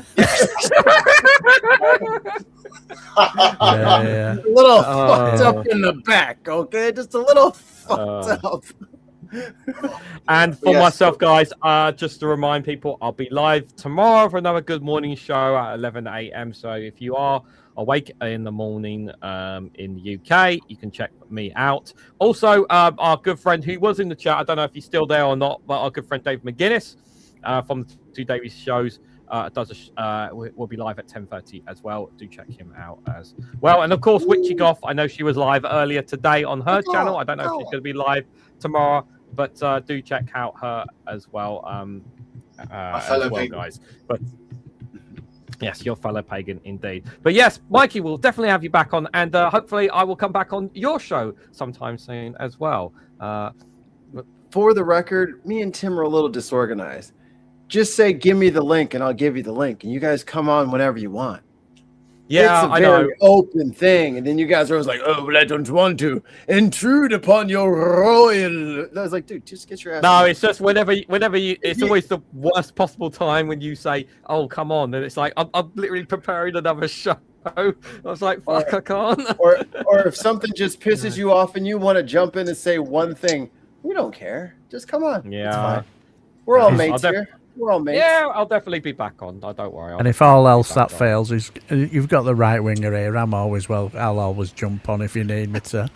Yeah, I know. You can find me at you can find my Discord at One Angry Pagan. So yeah, links to everyone's channels are in the description. By the way, guys, if you haven't already subscribed, please consider subscribing.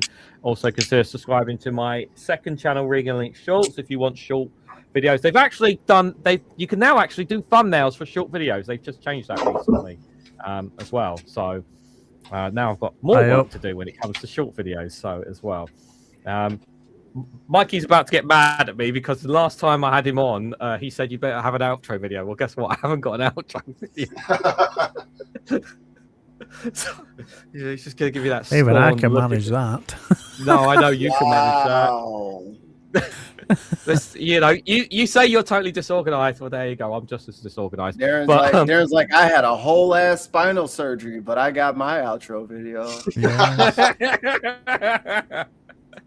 Man, guys, honestly, thank you everyone for coming along tonight. Thank you guys for all your comments. Thank you to those who gave super chats as well, not just to me, but obviously for the BIM podcast. Really does help support them as well. We really appreciate it, guys. Honestly, enjoy the rest of your days or your evenings or whatever you guys are doing. If you are being in the fucking scorching heat wave like we are, please take care of yourselves indeed. And before Pagan rides into battle, I'm gonna say thank you all, good night, and take care, and God bless, all the usual stuff. And fuck Trump, fuck Farage, and all the other bad people out there. Can I say it? Can I say my thing? Go on, say your thing.